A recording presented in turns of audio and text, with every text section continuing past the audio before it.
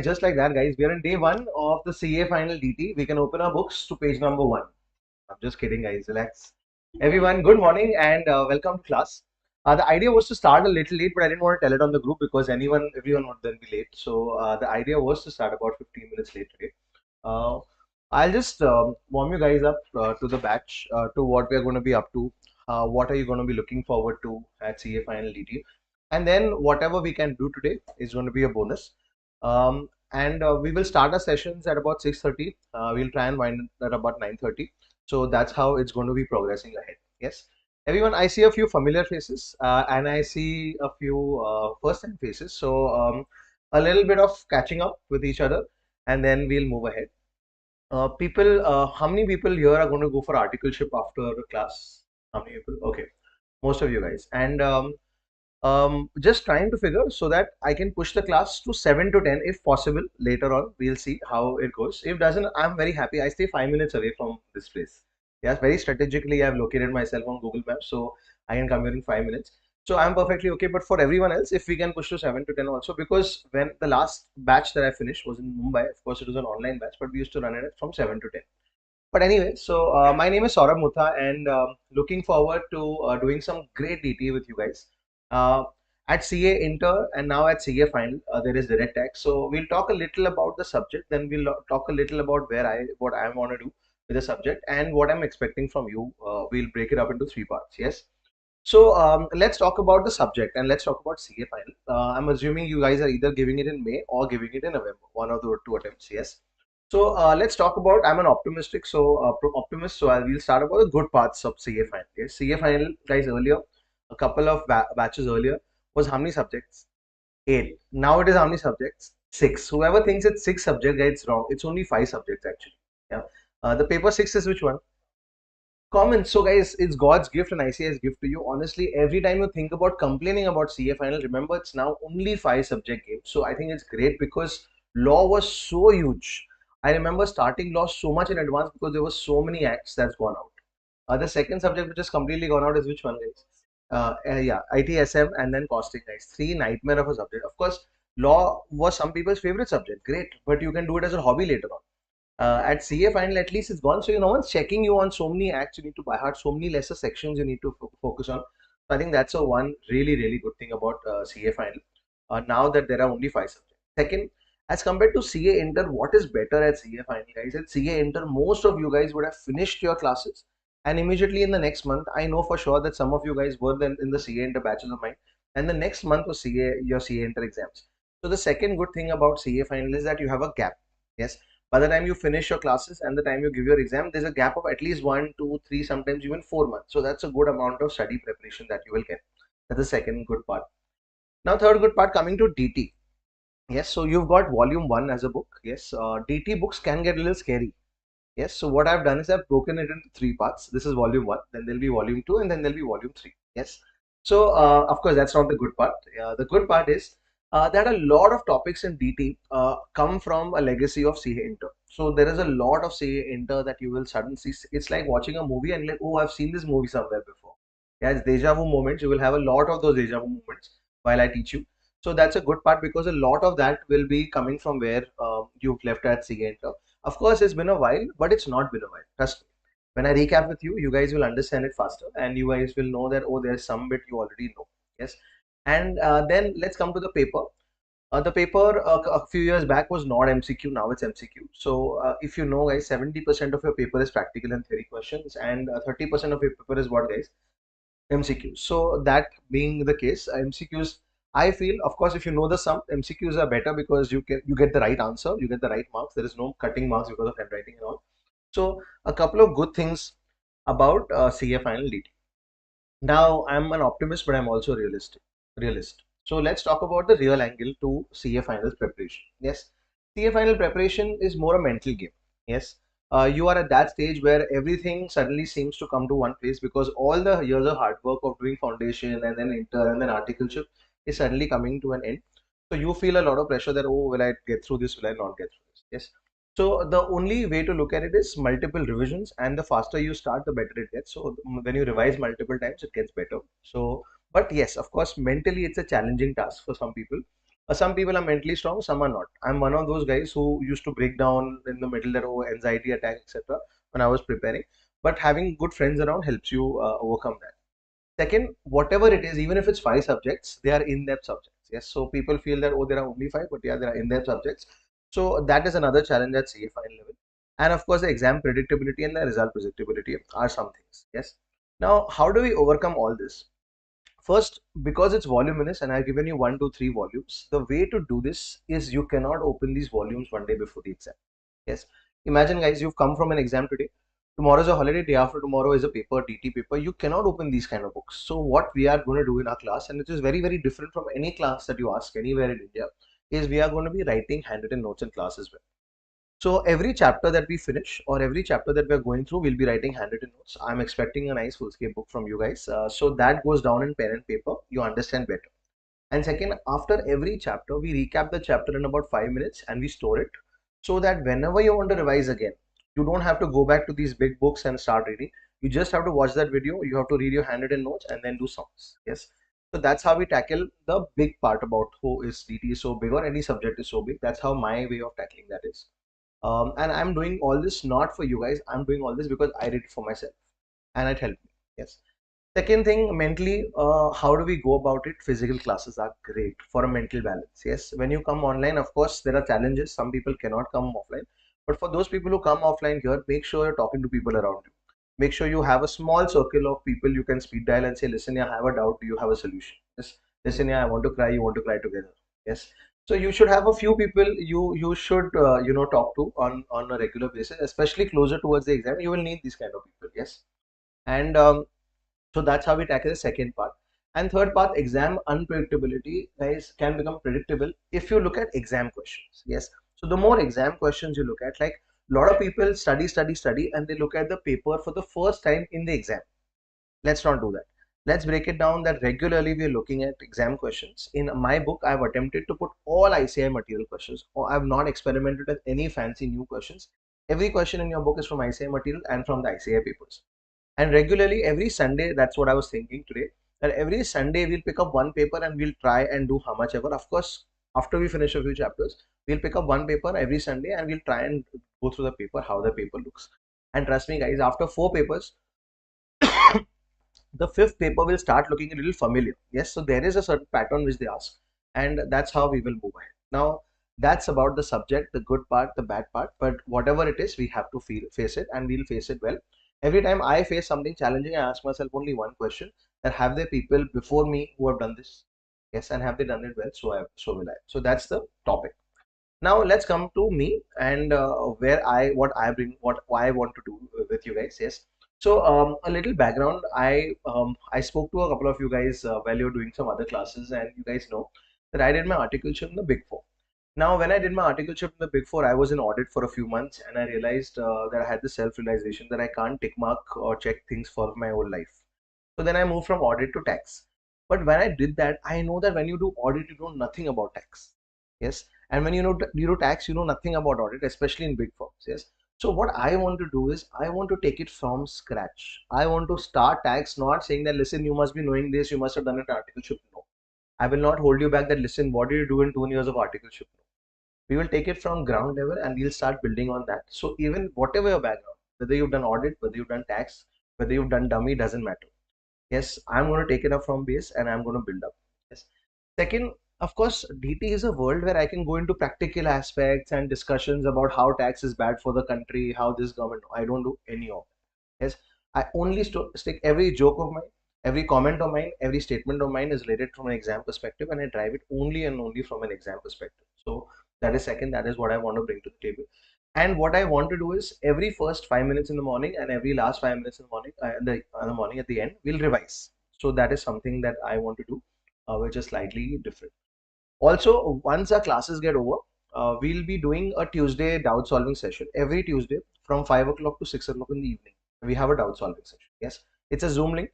You come on Zoom, you put your passcode. I run it for inter also and now for final also, and you can just ask any doubt that this and this I didn't understand this concept or this sum I have a problem here. So whenever you revise till your exam, so May, November till that, every Tuesday from 5 o'clock in the evening to 6 o'clock, you open that Zoom link either on your phone or on your laptop and ask this question. Yes. So how do I get my doubts solved? This is my attempt of getting your doubts solved. Yes. So these are some things that I probably would want to bring. And also, guys, these are things that you are learning. These are things that I've done practically in PwC, EY, and in my firm. I've done all these things, including international tax. I've handled all these cases, etc. So there's a certain practicality that you'll understand when I teach you. Yes. And last, what am I expecting out of you? So, of course, handwritten notes. I'm expecting you to every day bring a nice book to class and to write your notes. This book also is important because the sums are here. So once we finish writing the notes, we'll move to these books for the sums. Of course, these books have the concepts also, but concepts will go down in handwritten notes. So the handwritten notes is going to be really helpful one day before the exam. So make sure you're getting a book here so we write well. Also, make sure you turn up. There are days where you'll not feel like waking up. I've been there and I know. But if you miss some day, make sure you cover up that day itself. Yes, stay back a little late on the way, watch, record it, whatever it is. Make sure you complete that. That's something that I probably think that really helps because you cover the class, and also it's like watching Game of Thrones from season 3. You'll not understand. I never understood season 1 also. Yes, so you basically can't jump to straight a different episode and expect it to understand. So there's a whole linkage, and hence try and see if you can link it and you don't miss anything. So that will be great. And every 5 chapters, I'll tell you the how the chapters look like. But every 5 chapters, we'll run a small test in class. Now, a test means, guys, you don't sit far away, you don't get papers and not all that. Test means just sit wherever you are. From other 5 chapters, whatever chapters we've done, I'll put 2, 3 sums here, 2 sums here.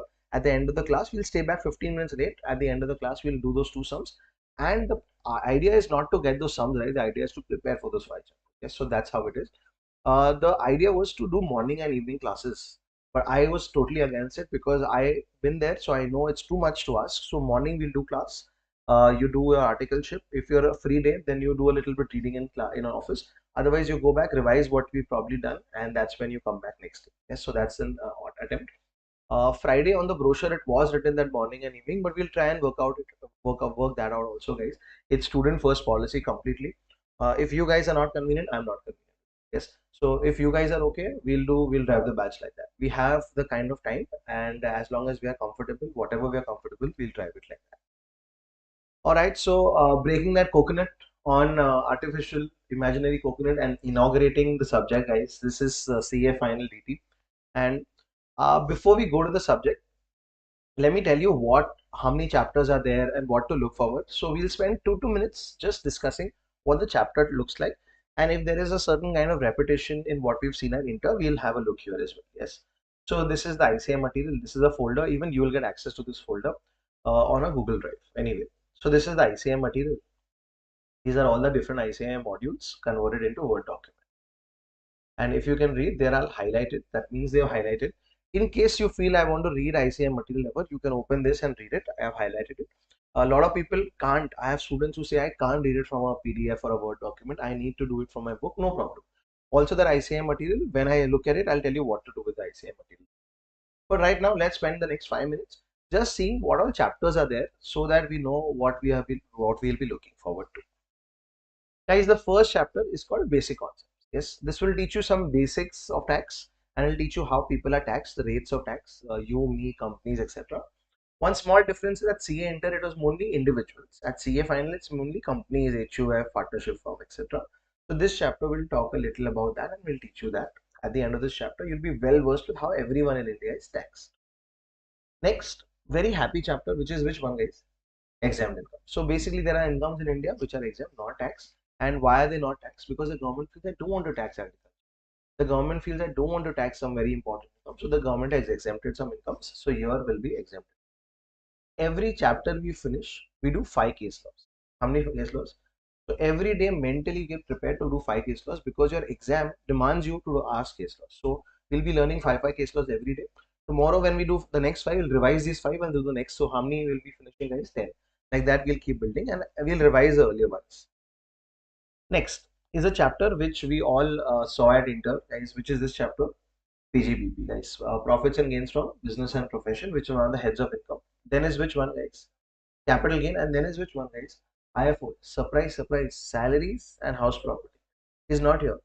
They don't discuss it here at CA Final because they feel you've done this at CA Inter. But of course, we'll touch upon it. And in the exam also, there are very basics of house property and salaries which are asked. they are expecting that they've already tested you at CA Enter on those topics. Yes. Then next, a familiar friend, guys, which is which one? Clubbing of income. If you have your income, you pay the tax. If you've given your income to someone else, the income will come back to you. That's called clubbing of income. Then there is a chapter called set off and carry forward of losses. You have losses, set it off. Can't set it off, carry to the next years. We'll see all of that in this chapter called set off and carry forward. Next, another familiar friend, guys, which is deductions under chapter 6A. Remember paying medical insurance premium? Yes. And now if you've done articleship in the clients, you've seen section 80C, 80D, etc. All that will happen here.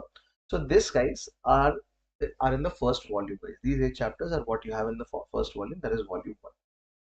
Next, guys, there are certain specific entities. Example, Tirupati Trust. How is a Tirupati Trust taxed? How is a world education, some other trust tax is given here, guys, assessment of various entities and assessment of trust. So these are very unique chapters to see a final, and a lot of marks come from these 2 chapters, which we will see ahead. But these are different entities, just telling you guys. Have you heard of trust? Yes. Have you heard of this unique word called AOP? POI?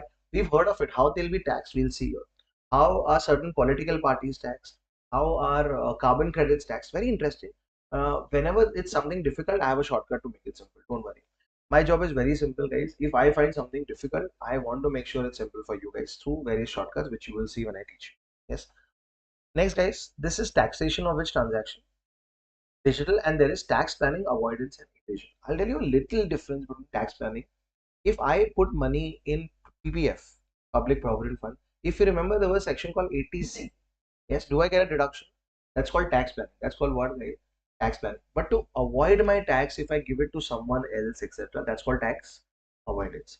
And tax avoidance, evasion, etc., we'll see in this chapter. Next comes a chapter which we had also done at CA Enter, guys, which is TDS, TCS, and advanced tax. The government wants tax, they want it fast. This is their way of saying that, listen, I want my money faster.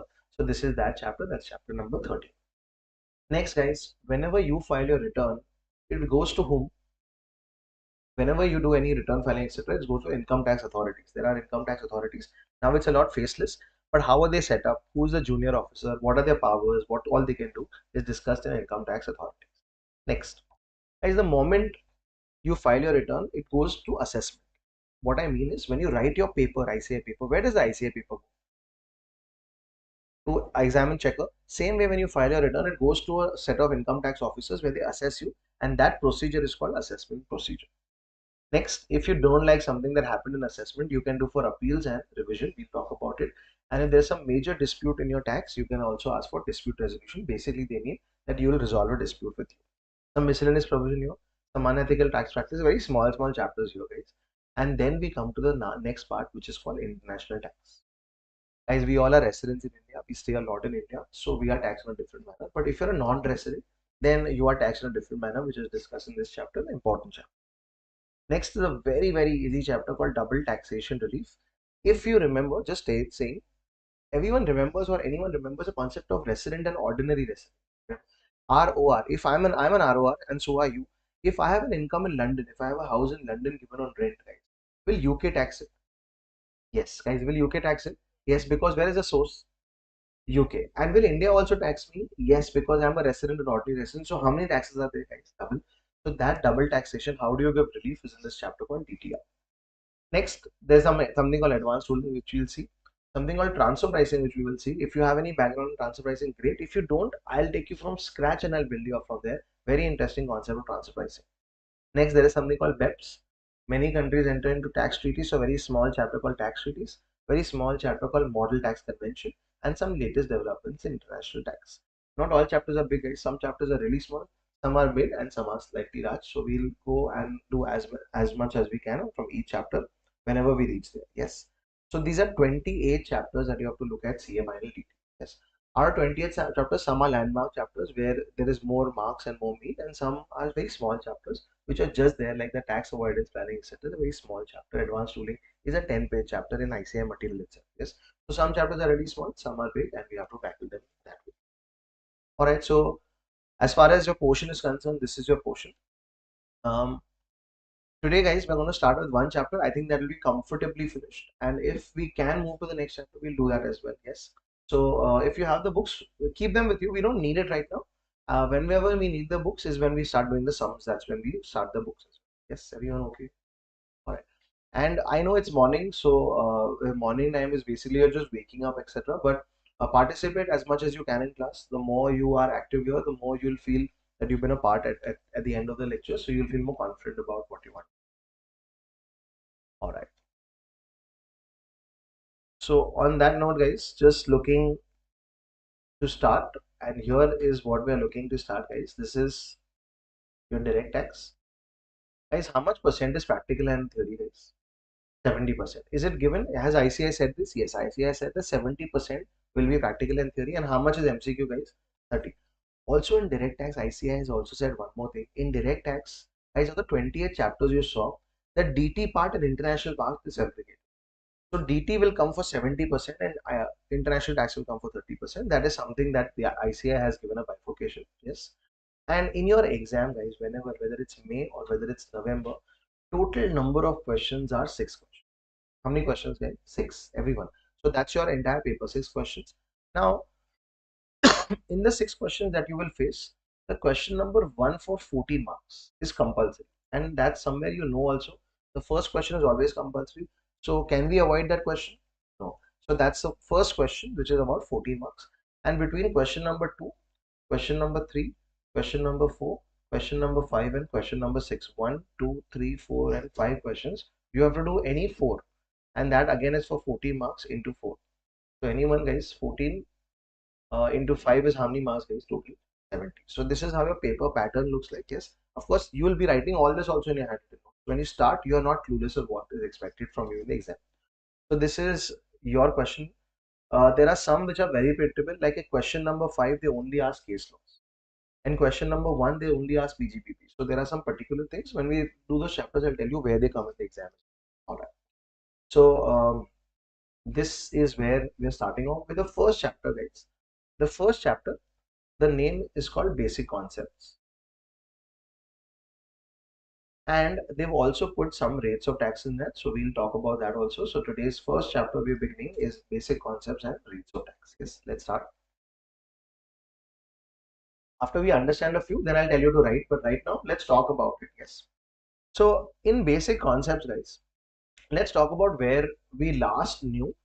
Income tax in India has only one act, which recent budget, 2 days back, Saturday, the budget came out. She said that they are going to change the income tax act. Is that right? Yes.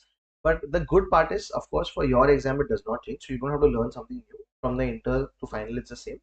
Whenever it gets introduced, guys, they always promise like that. Even GST was promised 2 years before it actually came out. So the promise is a promise. I don't know when it will be finalized. But the word on the street is it's going to be a thinner act, and it is going to be easier act. Yes. But nonetheless, we have this act, which is Income Tax Act, which year, guys? 1961. So this is the Income Tax Act, and we have to quote it very often in the exam. That is 1961. And there are a lot of income tax rules which are written in which year, guys? 1962. All right. Now in India, whenever you are liable to pay tax, as an intern, I don't think you are earning enough to pay tax, but whenever you are liable to pay tax, you will be called an assessee. What will you be called? Assessee. Till that time, you're just a person. Till that time, who are you? Person. Everyone in this room, all of us are individuals. That's a person. But each individual, when you're liable to pay tax, what will you be called, guys? Assessee. Everyone. All right. We move ahead. Guys, the Income Tax Act is very, very old. It's 1961. How does a country like India run on a very old act? It's pretty simple. Every year we pass amendments, Finance Act. Yes, so the Finance Act, and he had asked me also in this budget, he asked me that, will this Finance Act apply to our exams this year, guys? No. So this rule is very simple. Which year are we giving your exams? No, which year are we giving our exams? 2025. So 2025, guys, May exam is already set. Guys, right now we are in the month of Feb. May exam is already set. They cannot apply this amendment or this budget to this exam. So as a general rule of thumb, how do we see this? Every time there is a year 2025, the which Finance Act will apply to it? 2024. So for your exam, guys, the Finance Act which is applicable is the year 2024 for both May exam and September. But isn't, sorry, not September, November, but what is the 6 month cutoff? Guys, if there are any small changes, there are mostly in GST. For 6 months before the exam, they can include it. But our DT changes don't happen like that, guys. DT changes, how do they happen? to the Finance Act. So more or less, guys, the changes that have happened in Finance Act 2024 will be applicable to both the May exam and the November exam. So don't confuse yourself too much with what happened in the recent budget, because that will not be applicable to you guys. All right. Next, guys, we move ahead to different persons, because very important to understand who are the different persons, because now at CA final level they test you on different persons. So let's understand who are the different persons. Guys, the first person who pays tax in India is who, guys? Individual. So you and me, we can start a business. You can start a small grocery store. It will be your PAN number. It will be your GST number, and you pay taxes. And that's called proprietor. What is it called, guys? Proprietor. Everyone okay with this? Who pays the tax to the proprietor, guys? Individual. They have their own PAN. They pay their own taxes. Everyone. Guys, next setup is which? HUF. Guys, Hindu undivided. A little bit more from CA Inter, we'll take it up. Guys, Hindu undivided family. Do we need a lot of people to make an HUF? How many people do we need? Guys, now the law says that you need one male member. How many male members, guys? One male member and other family members to make an HUF. In fact, even two people can make an HUF. Yes, a husband and wife also can make an HUF. So this is a Hindu undivided family. Can a Hindu undivided family have income? Yes. How? Can you tell me how will a Hindu undivided family have? Yes, it's very simple. You as a family can make an HUF. You go to a bank, make an HUF account. You apply for a HUF PAN card, and you put money in the FD. What will the FD earn? Interest. That interest belongs to whom?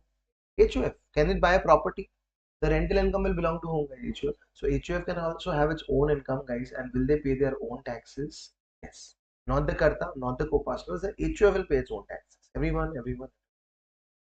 At CA final level, HUF suddenly is in the news. You will have questions on HUF, so be careful here. We'll move ahead. They will not ask you what is an HUF, but they'll ask you how the HUF is taxed. Everyone okay with this? Which is the next entity that we need? Yes, before that, guys, a little before that is a partnership firm or a LLP. Guys, partnership firm or LLP is not by accident. You two, three friends come together and make a partnership firm, or two, three friends come together and make an LLP to intentionally do business, guys. That's the idea. They will never ask defined partnership. I want to set the stage very clear of what they ask. They will not go into technicalities of this, they'll go to the tax angle. So how is a partnership firm tax, guys? Yeshas Academy is a partnership firm. Back in Mumbai, I'm a partner in a partnership firm. So how are we taxed, guys? Who pays the taxes? Firm. So they have again their own PAN number. They apply for a bank account number. At the end of the year, guys, they do their mathematics, and on that income, they have to pay the tax. Of course, as partners, what do we get from the partnership? Share of profit. What else can we get? Salary. What else can we get? Interest. Everyone. SIP. It's called SIP. Salary, interest, profit. Can we repeat what is SIP, guys? Salary, interest, and profit. Let's take an example, guys. We're just warming up today. It's like coming to a gym class. First day, just warming up. Don't worry. There's nothing very technical about all these things. If I work in a partnership firm, I also deserve to get salary. If I pay money to the partnership, I also deserve to get interest. And because I'm a partner in a partnership, I also deserve to get my profit. So every partner will get three things, guys. SIP. What is it called, guys? SIP. Same thing. LLP and partnership firm, guys, are taxed in the same manner except one change, which I will tell you when you arrive there. Yes. So if whenever I say partnership firm, I also mean what? LLP. LLP also has partners. They are called different partners, but they're also partners. They also get what? Salary. They also get interest. They also get what? Tax profit. So taxability is the same. They pay their own taxes. This is what a partnership firm and LLP looks like. Everyone. Guys, did you know even a minor can be a partner in a partnership firm? Yes. So some new angles you will see ahead, but even a minor can be a partner in a partnership. Next, guys, your business is doing too well and you want to go to Shark Tank. So from partnership firm, what else can you make? Yes, you can make a company, everyone. This is called what that is.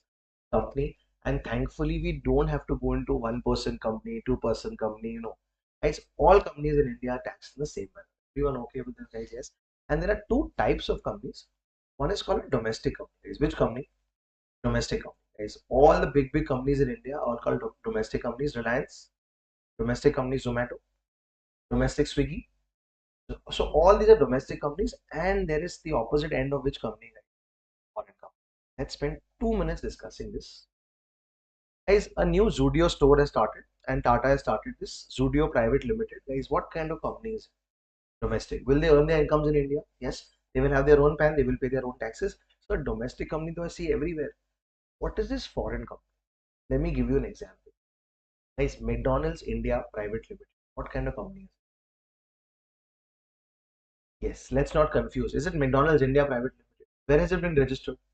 India. So it's an Indian company, guys. Simple. The name can be foreign. Starbucks India Private Limited. Indian. The moment you come to India, establish a company in India, you're an Indian company. Tesla India Private Limited. India. But till Tesla comes to India, guys, Tesla example is a great example of a foreign company. Where is Tesla? US. Guys, can today I buy cars in India from Tesla imported? Yes. And if the government taxes Tesla for some incomes like that, it will be called which kind of company? Foreign. Yes. The government of India obviously likes which company? Domestic, because they come to India, they establish an entity in India, they give employment. So there are better treatments for domestic company. Foreign company, guys, where are they operating from? Abroad, and they're earning income from India, so the government doesn't like it. You will see their tax rates also today. Yes, are we okay? How many kind of companies, guys? Two, domestic and foreign. After this, guys, there's a very unique concept called EOP and BOI. We've heard about this till now. At CA Inter, we just know the full forms. At CA Final, we have to see the tax ID. Very interesting. Right? First, let's talk about AOP, Association of Person. Everyone, full form, guys. What is AOP? Association of Person. Don't worry if you don't know anything from Inter, I'll teach you from there and we'll pick it up from there. Then what is BOI? Body of Individuals. Let's talk about AOP first and then we'll go to BOI. Guys, recently which concert happened in India? Coldplay. Yes. So imagine, guys, Coldplay, you are an event company in India. You approach Coldplay that listen, Coldplay, people are going mad, they want you in India. Coldplay says, okay, agree, I'll come to India. I'll charge 100 crore rupees. I'll charge how many crore? 100. I give you 20 days of my India time. I'll charge you 100 crore rupees. Whatever you want to do, let's do it together. Let's collaborate. What is the word, guys? Collaborate. Everyone, hear me out well, and then we'll talk about you. So, event company from Bangalore and Coldplay, they come together and they organize events across India. The lights were great. The management was amazing. And totally, guys, they made 400 crores. How many crores? All the cost removed 100 crores. So, what is the profit, guys? 300. Now, the point is, who will pay this tax? Will Coldplay pay this tax? Will the AOP, will the event management company pay the tax, or who will pay the tax? So the government says, listen, yeah, are you a partnership? Are you a, I want more answers there. Are you a, guys, are they a partnership? For partnership firm, we need a partnership deed. What do we need? Guys, Coldplay is not interested. They want to go back to their country within how many days? 20 days. They are not interested. They are not a partnership firm. Guys, do they have a deed? Do they have nothing? Then the government says, listen, Coldplay, you will not be taxed. Event management company, you will not be taxed. We will consider you as a AO, Association of Person. Apply a PAN card, open a bank account, and the AOP will pay the tax. How? You will see ahead in one of the chapters. Yes. But do you now understand what is an AOP? Now, guys, I'm just changing it. What if Coldplay and the event management company enter into a partnership deal?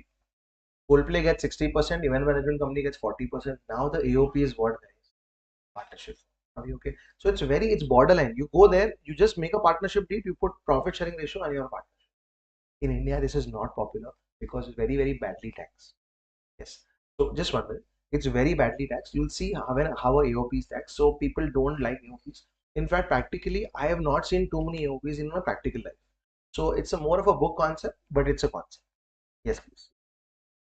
Joint ventures also AOP unless they've come together and started a new company. Let me explain. You are a company, let's say L&T. I'm another company, let's say cement manufacturing company. Together we are coming to build a bridge. Yes, it's a collaboration. It's a joint venture. A joint venture, they start a company. L&T Cement Private Limited. Now that's a company. But if we don't start a company, the joint venture will be considered as an AOP. Yes. So AOP is also like that. But AOP people avoid because it's very, very highly taxed. You will see when we move ahead how they're taxed. Yes. Guys, I'm asking you a few questions. What is the P for? Person. So anyone can be a part of it? Yes. Guys, anyone can be a part of it as compared to a body of individuals. Now let's talk about what is the I part. What is I? So here in BOI, only you and me can be a part of, guys, not companies, not partnerships. So only you and me can come together. And BOI, how is it formed? Let's give you an example, guys. Very interesting example. Guys, there is some relative of yours, very old relative of yours, who has no children. In fact, you also don't know how he's related to you, but he's related to you. And he's no more. And in his will, he says that I have a huge bungalow in Jayanagar and that belongs to you three people. There are three of you all. Now tell me, guys, did you plan to own that bungalow? Was it automatic or was it because of some law? because of some law.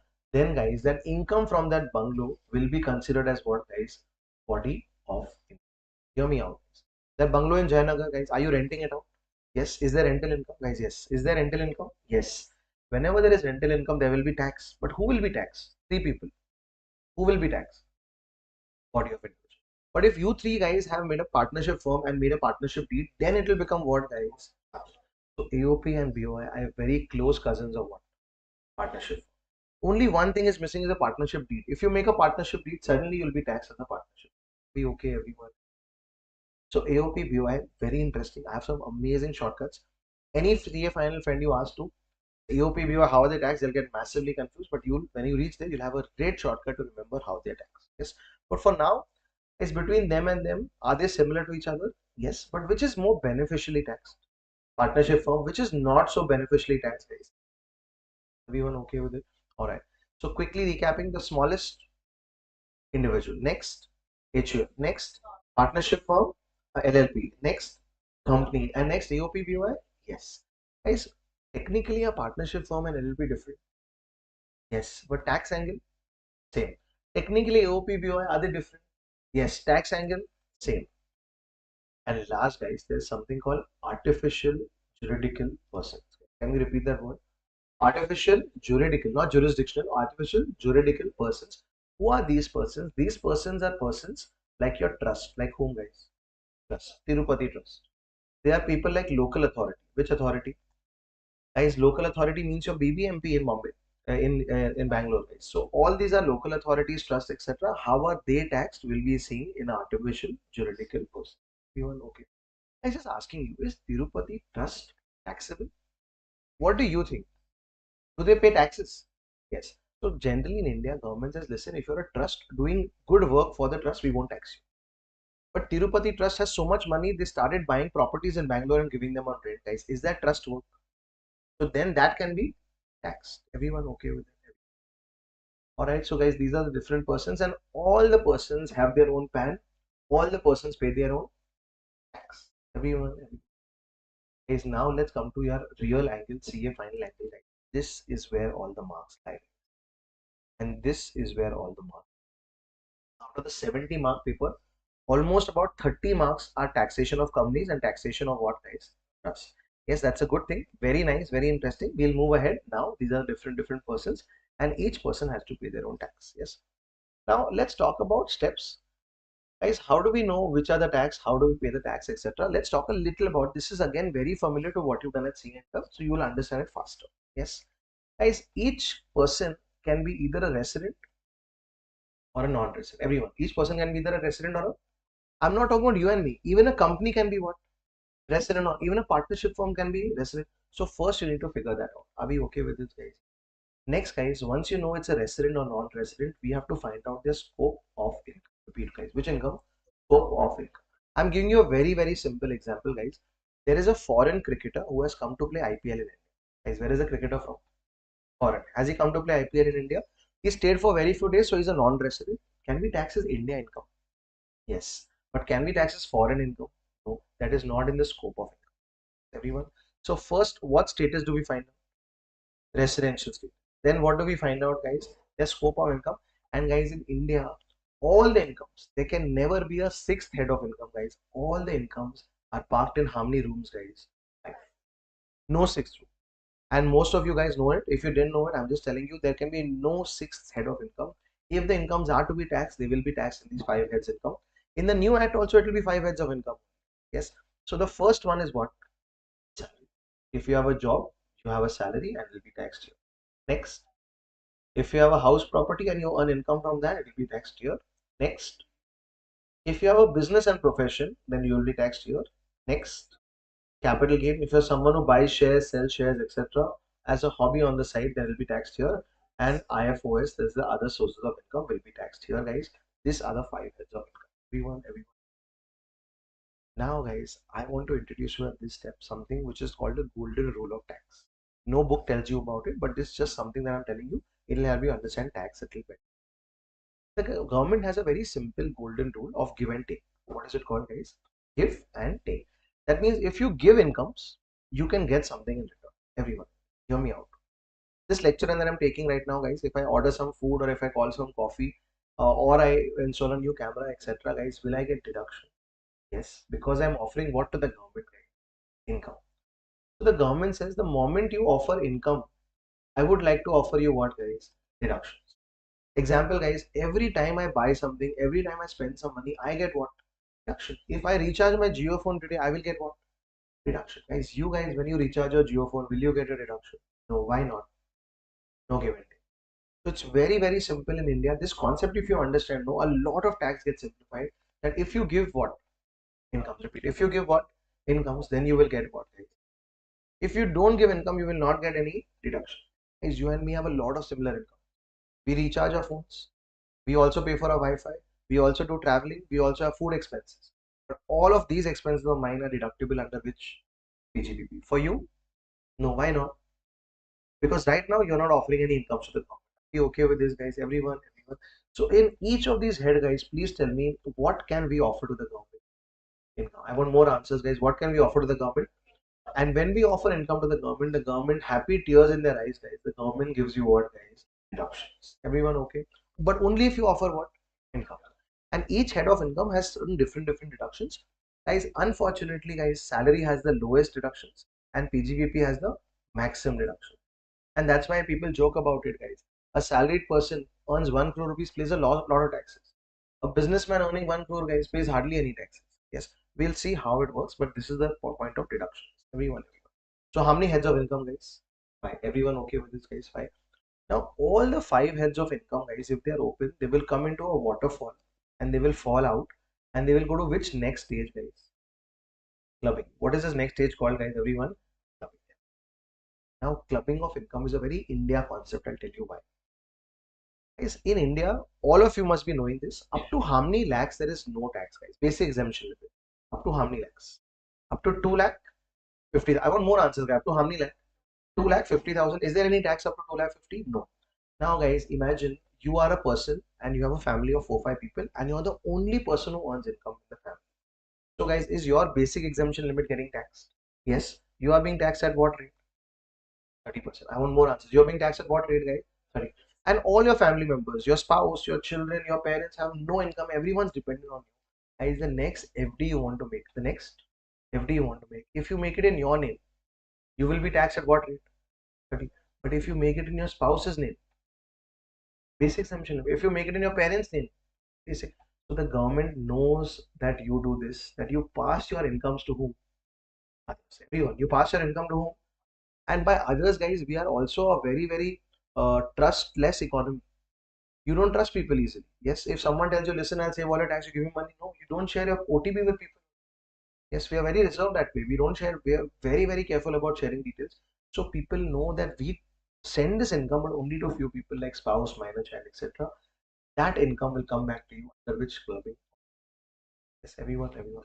So clubbing of income, I have a shortcut, guys. If it's your dog and you give it to someone else, will the dog come back to you? Yes, the dog always goes back to its owner. Everyone. So what is this stage called? Clubbing. Is it your income? You should pay the tax. If you pass it to someone else, guys, will the income come back to you? Yes, that's called clubbing of.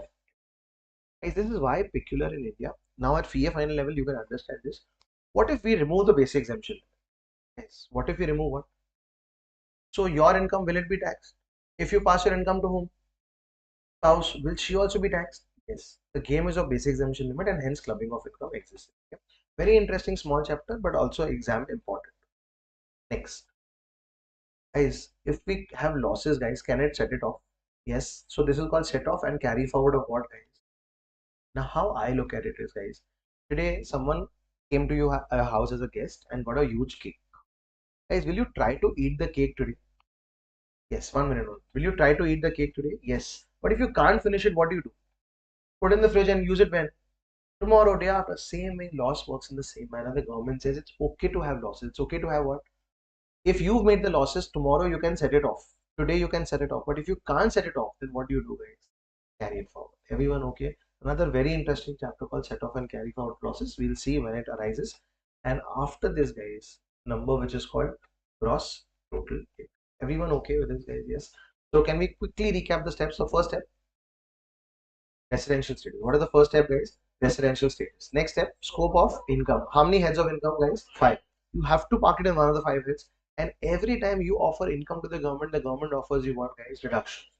From those 5, they go into the waterfall. It goes to clubbing. Clubbing basically is your income. Will you pass it to someone else? Yes. Will it come back to you? Yes. The dog always goes back to its owner. Then it's set off and carry forward of what? Loss. Guys, which one comes first? Clubbing or set off? Clubbing. If you ever get confused, alphabetic. First clubbing, then set off. Then comes what, guys? GTA. Everyone okay with this, guys? Yes. A couple of years back, if you ask your parents, guys, a lot of people paid taxes on their GTA. People pay taxes on what, guys? GTA. There was no concept of TI. You were paying taxes on your gross total income. Then the government realized their mistake. They said, listen, yeah, people are doing some things for themselves. People are paying their medical insurance premium. 1 minute. What are you paying? Medical insurance. Who paid it for you? You paid it, guys. 1 minute. Who paid your medical insurance? You paid. The government says, I can't pay. We're a huge country. But instead, what will I do is I will give you a deduction. What will I give you? Deduction. But guys, did we not get 5 deductions already? Guys, how many heads of income? 5. So we got deduction. That's why this is called deduction under chapter 6A. Of course, that's not the logic. That's only a shortcut to remember, guys. So there were 5 heads of income. This is the 6th one. So this is deduction under which head, guys? 6A chapter. And then finally we get to a number which is called which number, guys? Total income. Everyone, this number is very, very important from an exam perspective, because if this number is right, your tax calculation. So GTI, from that, guys, deduction under which chapter? 6A, and then we come to which? Total income. And in this total income, guys, you pay your taxes. Whether you're a company also, whether you're an individual also, this number is going to be. A lot of students ask me, sir, dividend, what rate will it be taxed?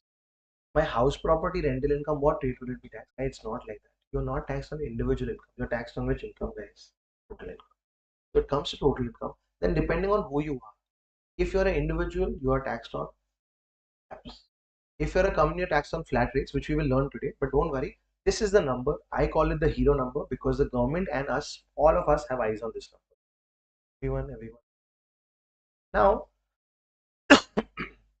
this tax you need to pay, but obviously the tax that you need to pay, guys, is not one shot. Can you tell me, guys, big taxes are not paid in one shot? How are they paid? Yes, first you pay TDS, then you pay ACS, then you pay advanced tax, and if there's something else remaining, you pay what, guys? Self-assessment tax. Everyone okay? So these are all income tax. So there's nothing different. You're paying income tax, but you're paying different. Example, if you go to a restaurant, can you pay through credit card, debit card, GPay, cash? Same way, you're paying the same bill but in different manners. Here also you're paying the same tax but in different. Everyone. Finding this, guys? Yes. Alright. And this entire thing, guys, is told to the government by filing what? ITR. Everyone okay? Income tax return. They don't call it income tax return, guys. They call the chapter return of income. What is the chapter called, guys? Return of income. But it's the same ITR which we file. I have a shortcut. I don't know if you are aware of the shortcut, but I'll tell you what is a shortcut. A shortcut of mine is a memory technique to help you remember something like clubbing and set off, guys. Which comes first? Clubbing. Now you know because alphabetically the shortcut. Now same way I have a new shortcut here. I'll teach you, guys. When do you file your return? For people who've done tax articleship, guys. For others also. When do you file your return? After the year ends. After the year ends, guys. The first return is filed in the month of July. What is the first due date, guys? July. Everyone, what is the first due date? July. That's for people who are very small. We'll see ahead, but details we'll see ahead. But right now, what is the first due date of filing return, guys? July. Guys, July when? Yeah, of course, 31st, but after the year ends. After year ends the July, or in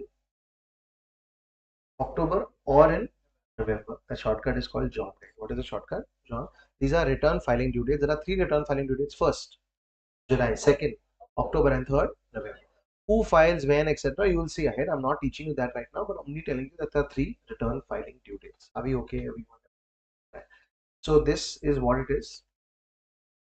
Anything else? Yes, very important, guys. For your exam, every time you have to quote something called PY, guys. What is PY?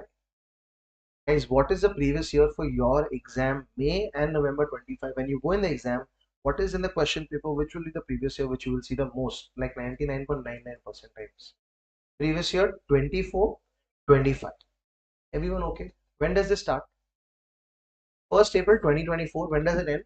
31st March 2025. This is called the previous year, guys. And this year, whatever happens in this year, you want to earn all 5 heads of income this year. And whatever happened in this year, guys, you will tell the government in which year? Next year. And that's why it's called the assessment year. And which is that year? 25.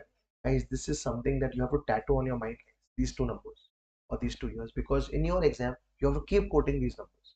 Previous year, 24-25. Again, repeat. Previous year, 24-25. Assessment year, 25-26. Are we clear about this, guys? Yes. And are they different? I have a very logical question to ask you, guys. Are they different? If I say PY 24-25, does it also mean AY 25-26? Yes. So how to look at it is like your name and surname. Like your name, like Sourabh Mutha. Does it mean the same person? Yes. So when I say previous year 24-25, does it mean AY 25-26 also? And when I say AY 25-26, it means PY 24. So it's like your name and surname. Don't get confused. Everyone. Okay. Guys, what if I start my business in the middle of the year? Is it important to start business only on 1st April? No. What if I start my business on 1st June? Then my first previous year will be from 1st June to 31st March, and then it will continue same. Are we okay? In India, we have only one previous year, and each of these years is called financial year. What is it called, guys? Financial year. See, financial is not important. PY and EY is important, and the worst is calendar year. Which year, guys? Calendar year has no implication on tax. Yes, calendar year is how we celebrate our New Year and all that. It's Christmas, New Year. So we have 2 years to remember. One is previous year, one is this.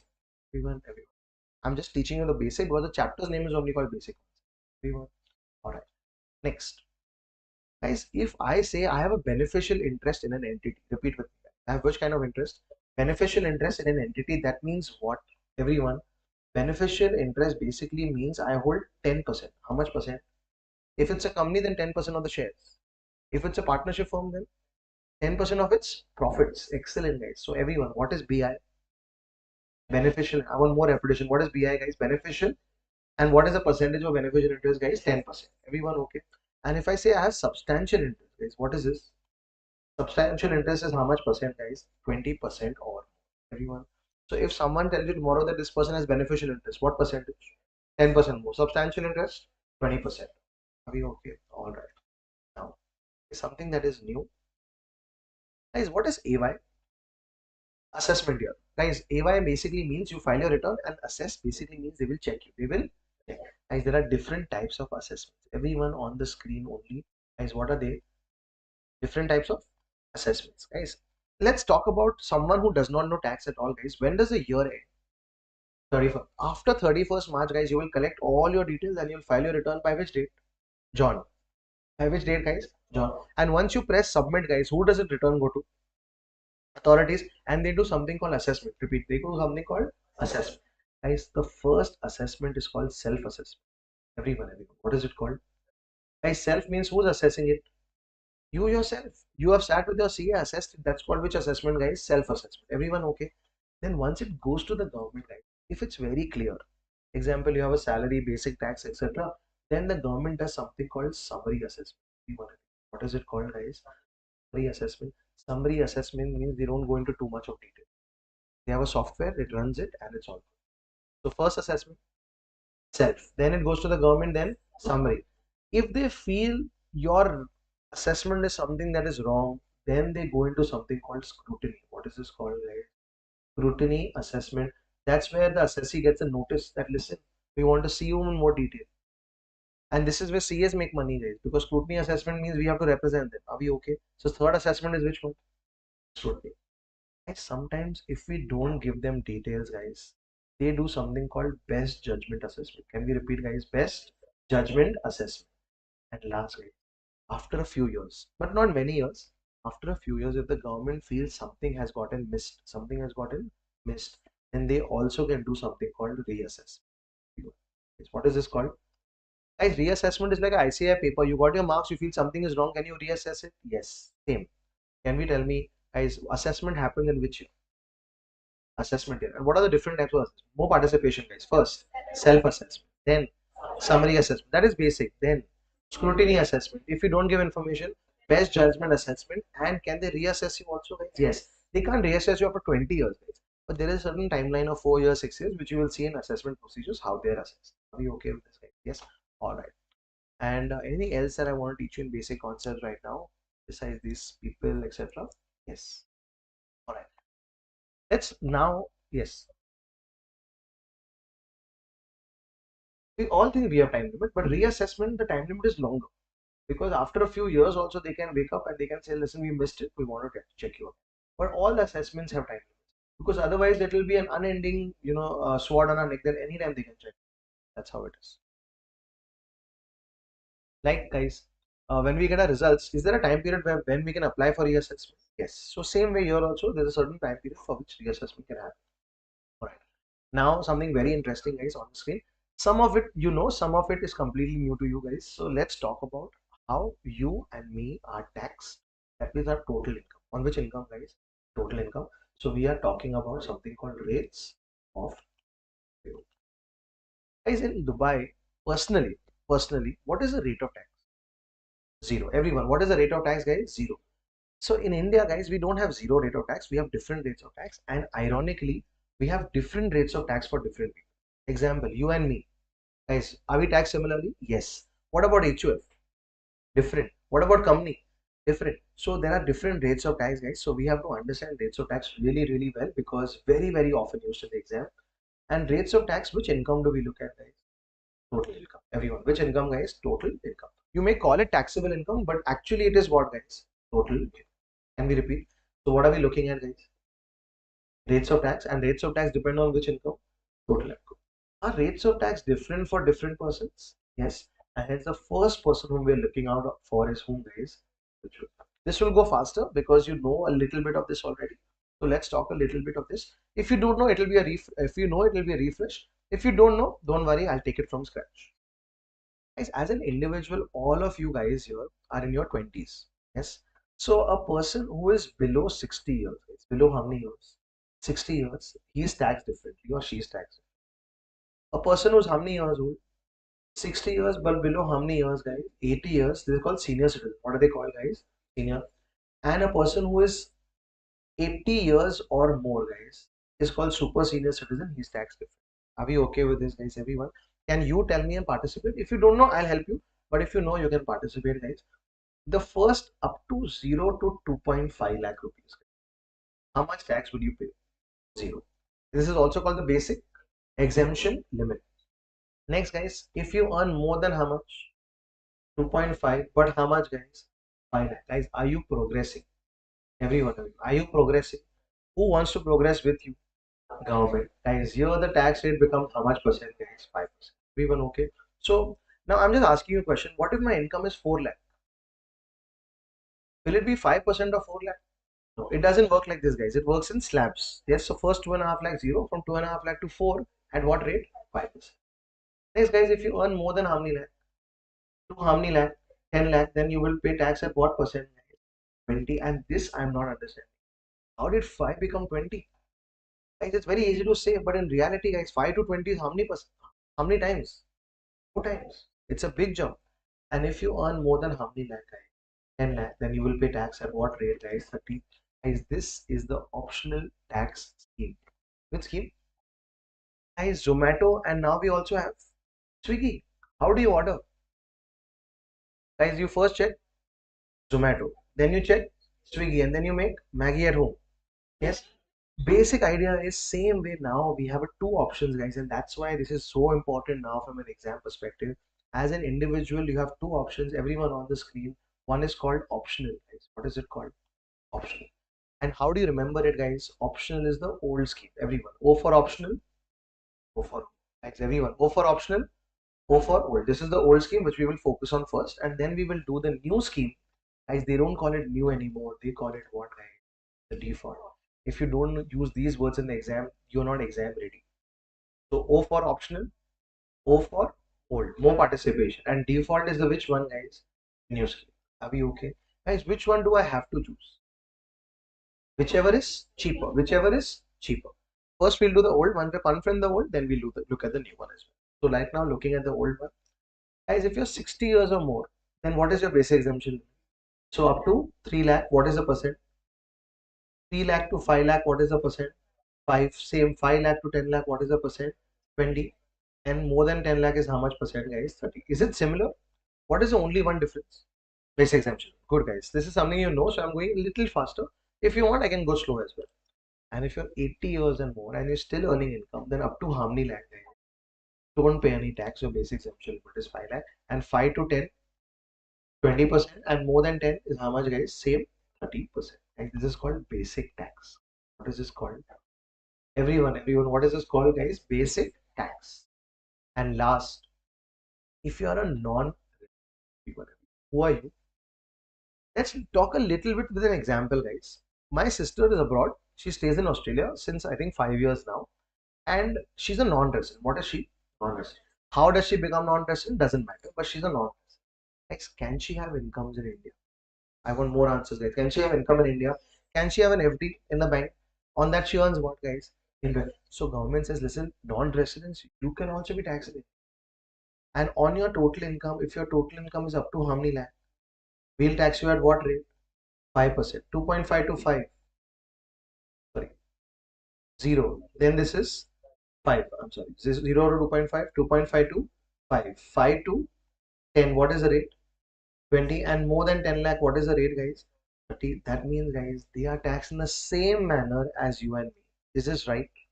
Yes. I want answers, guys. Is this right? Yes. This is called slab rates. What are these called, guys? Slab rates. Guys, if you're not going to participate, guys, there's no point coming to offline class. So if you're here, might as well participate. These are called which rates, guys? Slab rates. Now, guys, as a non-resident, do you vote in India? Do you participate in all the rallies? No. So the government says, listen, we don't like you so much. So we are not going to give you a higher basic exemption limit of how many lakh? 3 lakh or 5. We are only going to give you how many lakh? So guys, they don't get any higher basic exemption limit. Everyone okay with this, guys? Yes. And now comes the point, guys. So please tell me, up to 2.5 lakh rupees, you guys, articleship stipend 10,000 per into 12, 1 lakh 20. Will you be taxed?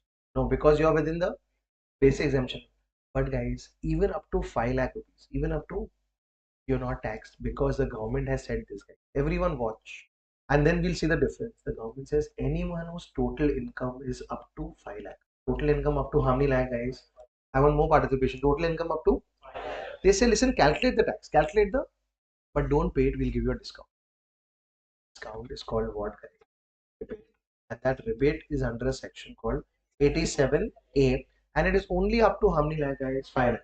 If your income is 4 lakh 95, will you get rebate? Yes. 5 lakh. 5 lakh 2,000. No. Then you have to pay your tax. So guys, I want to understand very technically on difference and you will tell me. Is my basic exemption limit 5 lakh? My basic exemption limit is still, it's okay to go wrong, but try, guys. Your basic exemption limit is still how much, guys? 2.5. But up to 5 lakh, you get what? But sir, what's the point? It's 0. Yes, I know it's 0, but up to 5 lakh, you have to calculate your tax and then minus it as a discount.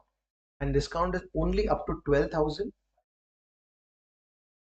So any person who earns 4 lakh 80, will they get a rebate? Yes. You get promoted, now you're earning 5 lakh 50. Sorry, you'll not get rebate. And that's why I call a shortcut called BR. Right? What is my shortcut?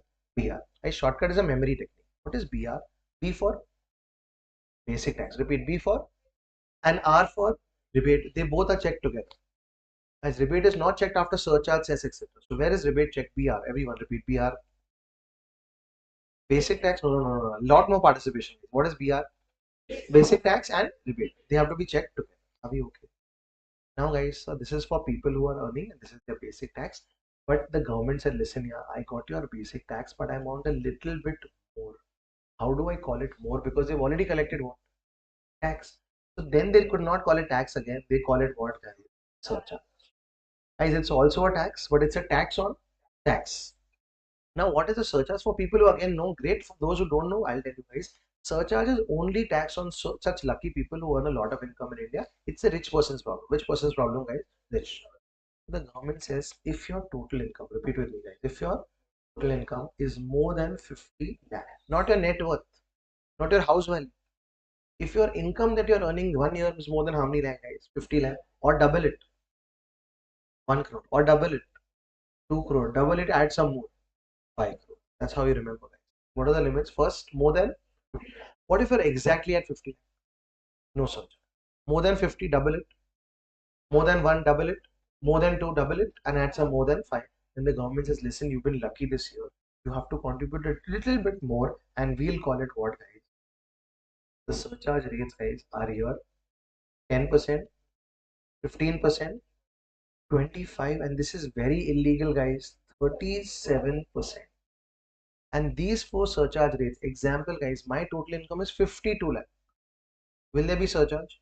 Yes. At what rate? 10% of 52 lakh? No, no, no. Surcharge doesn't work like this, guys. Surcharge is a tax on tax. And if you don't understand this, guys, we all look back. That's a shortcut. What is the shortcut? We all look back. What I mean by this is basic tax looks at total income. Everyone, basic tax looks at total income. Surcharge looks at basic tax. And HEC looks, which we will see next, guys. Next, the government wanted some more money. So they call it health and education set. I want to ask you a technical question. What is the difference? Of course, it will never be asked in the exam. But as a CA final student, guys, tomorrow you'll have an interview. You should know this. What's the difference between a tax and a cess? Excellent. Cess can be used only for health, education. PM wants to buy a new car. Can't use this. You can use tax, but cess is only for which purpose, guys? Health and education. And what percentage it is, guys? 4%. Everyone okay with? Now, 4% of what? Guys, they all look back. 4% of your basic tax plus your surcharge. Just asking you some random question. Everyone in India pays surcharge. But everyone who pays tax pays HEC. Yes. So guys, it's together. If there is tax, there will be what, guys? HEC at what percent, guys? 4%. What do you want? Just asking you, my sister who is abroad, some incomes in India. Will she also pay surcharge? Yes. Will she also pay HEC? Yes. That's for everyone. Everyone. Guys, this is the old scheme, and there are three taxes, guys. Everyone, can we repeat the three taxes? First, basic tax. Second, surcharge. Third, HEC. And with BR, basic tax and rebate. So if you're ever confused that rebate should be at what level, that rebate should be immediately after what, guys? Basic tax. Calculate your basic tax. If your income is up to how many lakh? 5 lakh, you'll get a rebate of maximum 12,000. And this rebate is only given to residents. It's non-resident, my sister. She wants what? Rebate. Government says sorry, no rebate for you because you are in which country? Abroad. Everyone. Guys, this is the rates of tax of individual. Guys, this is the most complicated. The next ones are very simple. Everyone look and focus on the screen. The next one is for HUF. Guys, who is it for? Hindu undivided family. We've been in class for about 1 hour 16 minutes, guys. Once we touch 1 hour 30, we take a small break. Yes, so just 15 more minutes, we'll finish some more rates of that. Guys, who is this? Hindu undivided family. Who is this? AOP. Do we know who is AOP, guys? Who is this? Body of individual. And who is this, guys? Okay. Everyone. Okay, so this is actually artificial juridical person. All these four are taxed in the same manner, guys. Everyone, you already know the tax rate. HUF, AOP, AOI, and AJP tax in the same manner. You find out first which income. Total income. Guys, which income will you find out? Not taxable. Now start calling it which income, guys? Total income. And guys, total income, there will be basic tax, there will be surcharge, and there will be AGC. But sir, no rebate. No. Rebate is given to only individuals because they press that button. Yes, everyone. So rebate is only given to whom, guys? Individual. No other people get rebate. Everyone okay with this? Yes. The basic tax, guys. Again, same. If your income is 0 to 2.5 lakh, 0. 2.5 lakh to 5 lakh, 5%. 5 lakh to 10 lakh, more participation, guys. 20%, and more than 10 lakh, guys. 30%. So, guys, they are also taxed on which rate? Everyone. They are also taxed on which rate, guys? Slab rates. Just like individuals, but they don't get what? Rebate. Next, guys, surcharge. Same. That's why you'll repeat very quickly, guys. Tell me the four surcharge limits. More than, more than, more than 5, 10, 15, 25, and illegal 37%. Everyone okay with this? And what is the HEC, guys, here? 4%.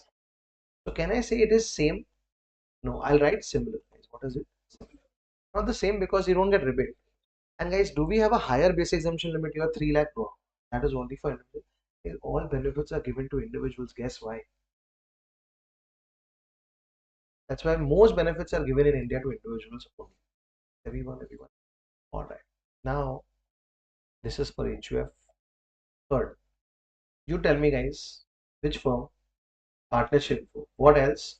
LLP. Nice. Partnership firm, LLP, you will also calculate which number? Total income. Excellent. Everyone will calculate which income, guys? Total income. And now, guys, same thing. Which tax? Basic tax. What is it? And what is this, guys? HEC. Same. Now, guys, a partnership firm, LLP, guys, they have no benefits of slabs, etc. You earn 2 lakh rupees, guys. You earn 2 lakh. Is there any tax? But my partnership firm earn 2 lakh rupees, guys. They have to pay tax. So government says, sorry, you are a partnership firm. You have to pay a flat, guys. What is the word? Flat tax of what percent? 30%. Nothing. Straight. Take their income and tax it at what rate, guys? 30. Guys, in reality, this is painful. But from an exam perspective, so simple.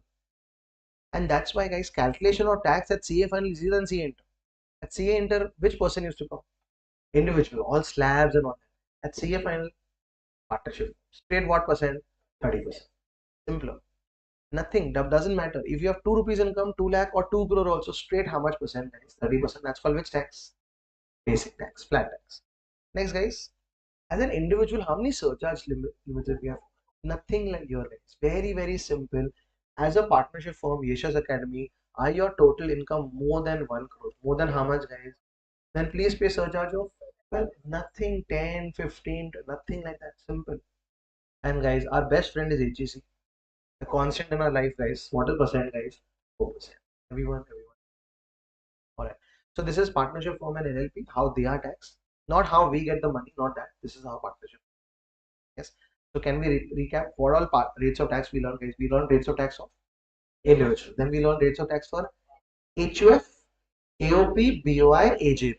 Yes, very stupid shortcut, but HABA. HABA. HUF, AOP, BOI, AJP. Yes, the more stupid the shortcut, the better I'll remember, guys. Promise. Yes. Alright. Next is for partnership firm, also for LLP. And now, guys, if you can permit 2-3 more minutes, let's do it for companies also. And then we'll take a 5, 7, 10 minutes, whatever we've not discussed on the break, but we'll discuss about it. So every 1.5 hours, we can manage something. And the next is what? Company. It can be the smallest company. It can be the biggest company in India. It can be Reliance. It can be Zomato. It can be a loss-making company. All companies are taxed here in this manner. They are divided in two kinds of companies. First, Indian company. Guys, which companies? Indian company. How do you become an Indian company? You go to your terrace, you put a flag of India. No, nothing of that sort, guys. For an Indian company, all you need to do is register where? In India. Guys, any company from across the world can come to India, register in India, and suddenly they'll become which company? Guys, Hyundai is from where? Korea. Yes, Hyundai is from Korea. Suzuki is from where? Japan. All these companies come to India, they start an Indian company, that's an Indian company. And there is another part which is called which company? Foreign company. Watch out very, very carefully. Very important, because your question number 1, I'm telling you today only. Whether it's May, whether it's November, you will be doing this calculation. Start preparing yourself today only. Because question number 1 is tax of what? In your paper, compulsory question. Guys, they also have 3 taxes. Basic tax, surcharge and AGC. Let's start with the easiest one, guys. 4%, 4%. Yes, everyone okay with this? Then let's talk about basic tax. The Indian companies are told that, listen, yeah, you have to pay basic tax at what percent? 30%. Is it flat? And for some companies, we would like to offer what rate, guys? 25%. Everyone. What is the rate? 30. And for some companies, we would like to offer 25. Now here, a foreign company is told that, listen, yeah, you don't have the option of 35, 30 and 25%. You have to pay what percent, guys? 40. And this is so bad. This is so wrong. Guys, you go to some restaurant in India, you ask for a dish that's 100 rupees. A foreigner goes and he said 1,000 rupees. Wrong. Same way, guys. Do you see a discrimination? Indian company, what rate? 30 and also 25. Foreign companies, what rate? 40. All the foreign companies complain about it. The government came up with one very nice answer. This is a Supreme Court case law, of course, not applicable to you guys. But the Supreme Court came with a case law that said that, listen, you're a foreign company and we are taxing you at what rate? That's not discriminatory. We are trying to push you from that foreign company become which company? If you have so much business in India, why are you still a foreign company? Why don't you come here and establish here? Why don't you establish a company? Suddenly you'll become which company? And you'll be taxed at what rate? So this is just an encouragement to push them to become okay. And now something I feel really bad about is a surcharge. Foreign companies pay very high tax on what rate? To make up for it, we have very low surcharge. If they earn more than 1 crore, then how much? Or they earn more than 10 crore. Repeat guys, two limits. If they earn more than, or they earn more than 10 crore, here the surcharge is a very low percent. Guys, individuals start at what rate? 10. This is only 2%. And if you earn more than 10 crore, how much is it, guys? How do you remember it? I'll tell you guys. High rates. What is the rate? 40. Is it high? Low surcharge. High rate, low surcharge. What is the high rate? So the surcharge is very low, 2% and 5%. Everyone. Now 2 plus 5, 7. So here it starts, guys. If it's more than 1 crore, more than 10 crore, 2 plus 5, 7, and add 7 plus 5, 12. You okay with it? Yes. So overall, guys, do companies pay lower surcharges? Yes. Yes, everyone. Companies pay lower. That's the reason, guys. Every time a Dhoni becomes a Dhoni or a Virat Kohli becomes a Virat Kohli, that means very big and very famous. They are not individuals anymore. They start a Virat Kohli event private limited, sports private limited, because they pay lower what kind? Okay. Of course, all this is not asked to you in the exam, but I'm just giving you an example of how people think about it. When you're small, you're okay as a individual. Tomorrow, guys, you get an idea. I want to sell shoes. I want to sell what? Shoes on Instagram. Then you start as an individual. Because up to how many lakhs? 5 lakh rebate, no tax.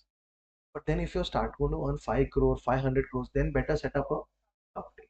You okay with this? Yes. Alright, so these are the company's rates. Now. Guys, an individual, did we have Swiggy and Zomato?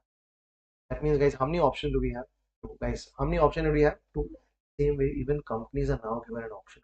I'm not giving you the details right now, just introducing it. Companies, you can pay 30%, or if you don't, if you mind, I can offer you a 15% tax rate. How much percent? In the new scheme. So what is the new scheme? I'll tell all the new schemes together after some time. But these are some new schemes. So do as individuals, we have two schemes, Swiggy and Zomato. Same way, guys, even companies are given two different schemes when they have to choose whichever is cheaper. Whichever is cheaper. But right now we're focusing on the old one. Once we finish PGPP, I'll introduce the new schemes. Yes, everyone. So in this session, guys, we did basic concepts. We did rates of tax. Of course, anything that's done today, guys, you will forget in 2 days. And that's why we have to bring them down to handwritten notes. The moment we have handwritten notes, it's easier to revise and you don't have to go to big books. Yes. So we'll come back. Right now it's 8 o'clock sharp. We started the class at about 6:45. We've been in class for 1 hour, 20 minutes. Let's take, how do we work around the break? You tell me. Do we want like a 15-minute break? I'll tell you how I would do it in Mumbai 7 to 10 lecture. So 7 to 9, we would have one session. Then 9 to 9:15, like a break, and 9:45 to 10:45 minute session. So is that something we can also do? Yes. Every day, 2 hour session, then 15-minute break, then 45 session. Is that okay, everyone? So right now, anyways, we've discussed. So 5 minutes, 10 minutes, relax here in class, and then we resume.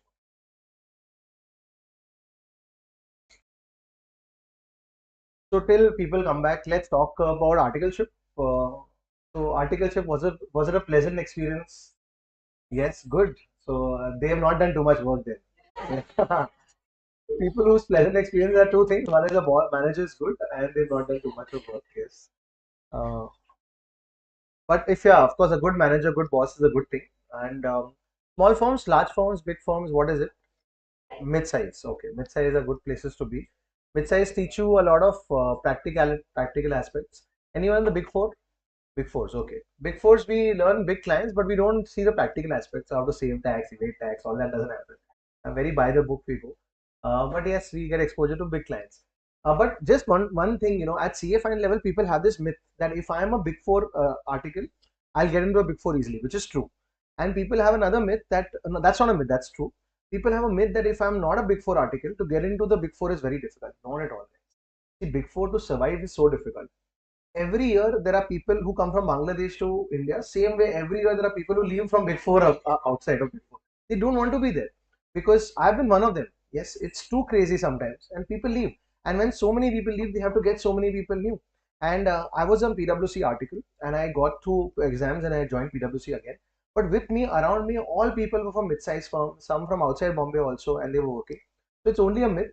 I don't think there is any difference they consider. Of course, salary is a little different between a Big Four article and a non-Big Four article. But otherwise, guys, it's very, very simple as long as you clear exams within time. When I say within time, I think it's the first attempt and one attempt extra, they'll easily take you, very easily they'll take you, as long as you crack that interview well. More on that conversation later, and how my career plan and how you probably can plan. We'll talk about that as well. In between every chapter we finish, we can talk a little bit. But right now that we're back and the coffee is nice and hot and strong, and you guys are having it, and we'll continue what we continued before. Yes, I'll get the screen started, but before that, guys, just want to talk about two things. One is incomes. Yes, there's a golden rule which I taught you this morning, guys. Give and take. What is give and take? If you give incomes, you'll get what, guys? Deduction. There's a second golden rule, guys. These golden rules are like those account golden rules. Debit what comes in, credit what goes up. Of course, these are unwritten rules. These are made by me, guys. Second rule, guys. If there is income, there will be tax. Repeat with me, guys. If there will be tax. See, we are a country which is growing and we need money. So the government has a very clear rule that if you earn income in India, you better pay your. So that's the second golden rule. If there is income, there will be tax. And the third golden rule of how to learn DT well, guys, is never to question tax. Don't go into the angle that why has this tax been put? It's not right. If you go anti-government, guys, you will never understand tax. The best way to understand both GST and DT is to think like the government. Yes, think that government has put a tax. Think like the government. Think like you are the government, and you'll understand tax much better. So these are three golden rules. Apply it whenever you're learning. All right. Now, switched off. Can you just call someone from outside? Anyone who's sitting on. Okay, so now I have about one, two small concepts to teach you guys, and that's when we start our writing handwritten notes. And once we finish that, we'll do 5 case laws for the day, and that's when we call it a day. Yes, every day target is 5 case laws. Yes, we switch it off automatically.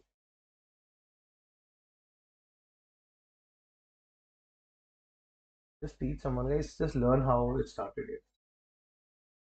Oh, she knows already. Yeah. What did you learn in class? DT, IDT? No. Tech. Yes. This is so slow. It takes its own time. Like, test all your patience.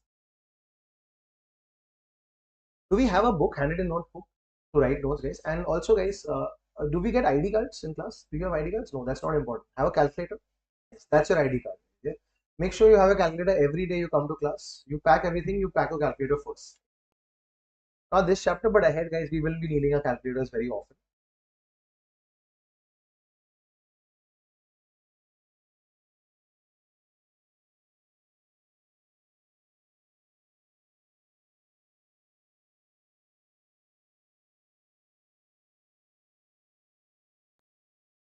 Correct. You don't want it. Want it? Yeah, yeah. Yeah. Perfect. So let's begin, guys. Yes, you have a question. Oh yeah, sorry, I missed that. Guys, he asked me a question about 25%. So usually domestic companies are taxed at 30%. That's you have to remember how. 25% is for those domestic companies who 2 years back, guys, which is your exam year? 24, 25. No, previous year. 24, 25. So 2 years back means what? 23, 24. No. Before that, 22, 20. 2 years back, if your turnover was up to 400 crores, up to how many crores, guys? Then this year you'll pay 25%. So how will you know this in the exam? In the exam, they will give you that last year's turnover was 425. Then what rate? 30%. So 325. Then what rate? 25%. Yes, good point there. Now, guys, a very interesting point, and you'll see now how my shortcuts work. If you've been my CA Inter student, you know what my shortcuts are. But if you've not been my CA Inter student, I'll tell you how shortcuts work, guys. Guys, there is a difference in companies. Companies can be called closely held companies. Everyone, what are these? Companies. Companies are divided into two categories. One is called closely held company, and one is called widely held company. Which companies, guys? Widely held companies. Now, in the next 5 minutes, I will teach you what are these, And I will also give you a shortcut to remember whenever you have to think about a closely held company or widely held. Everyone. So two kinds of companies: closely held, widely held. Now, which are closely held, which are widely held? Let's discuss. Guys, layman terms. Private companies, closely held. That's very layman definition. At CA final, this won't cut. At CA inter, it was okay. But at CA final, you need to know exactly what are these widely held companies. Here we go, guys. So the shortcut is government mutually listed, guys. What is the shortcut? Government mutually listed 25 non-cooperatives. Can we repeat the shortcut, please? Government mutually listed how many cooperatives? 25 non-cooperative. This is the shortcut. If you remember this line, you'll remember the definition of widely held companies. Guys, any company which is held by the government, means shareholding is held by whom? Or 40% at least is held by the government or RBI. Can we repeat, guys, what is meant by government? Any company in which the company is owned by the, or at least 40% or more is held by the government, including RBI. Next, any mutual benefit companies, guys. Which benefit companies? Mutual benefit. Mutual benefit companies are also called nidhi or finance companies. They only and only give out finance. Example, NBFCs. I'll give you an example. They don't take deposits from you, but if you want a bike loan, if you want a car loan, they can give you a loan. So everyone, which is this? Company is held by the government. How much percent? 40%. Which companies, guys? Mutual companies, guys. We'll talk about details, but right now I'm taking you the basics right now. Any company which is listed where, guys? Stock exchange, National Stock Exchange, Bombay Stock Exchange. There are other stock exchanges also. If it's listed on any stock exchange, then it's a widely held company. Guys, any company which under the Companies Act, there's a section called 25. Which section? Where if you're a non-profit company, guys, all these NGOs, etc., they are non-profit. They are section 25 company. Example, section 25 of which section? Companies Act. If you're a section 25 company, what is a section 25 company, guys? A company which promotes sports, culture, arts, etc., not for profit. Next, a company which is a nidhi, guys. Sorry, not nidhi, nidhi is here. This is a company which has no share capital. Company which central government has allowed some companies to be formed without any share capital. Those are also called widely held companies.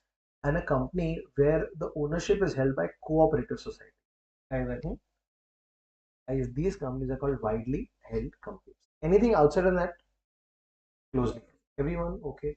Guys, can we repeat the definition? They will not ask you, but you should be able to identify a widely held company or a closely held company. Guys, how many types of companies? Two. Closely, widely. Widely held company shortcut. Government mutually listed 25 non-cooperatives. Let's see, guys. Companies owned by the at least how much percent? Companies which are mutual benefit companies. Next, listed companies. Section 25 not-for-profit companies. Next, companies having no share capital and companies where the majority ownership is by whom, guys? Cooperative societies or cooperative entities. Are we okay with this? So all these companies are widely held. So from today onwards, every time you see closely held, widely held, you know the definition. In the ICI material, at least 5 chapters use this definition. Next, guys, we talk about incomes. There's a golden rule which I just taught you, guys. If there is income, there will be tax. If there is income, there will be tax. Now, in that, guys, I'm asking you something. Tell me one thing. What is casual income? Guys, any idea what is casual income? Yes, not regular, like lottery, betting, gambling. Are these casual income, guys? Are they taxable? Yes. What about regular income? Is that also taxable? Yes. Guys, this definition is very stupid because if there is income, there will be tax. If an actor makes one movie in 4 years, is it taxable? What if he makes 4 movies in 1 year? Taxable. So regular income, irregular income doesn't matter. Casual income, non-casual income doesn't matter. What if the income is illegal, guys? What is the income is?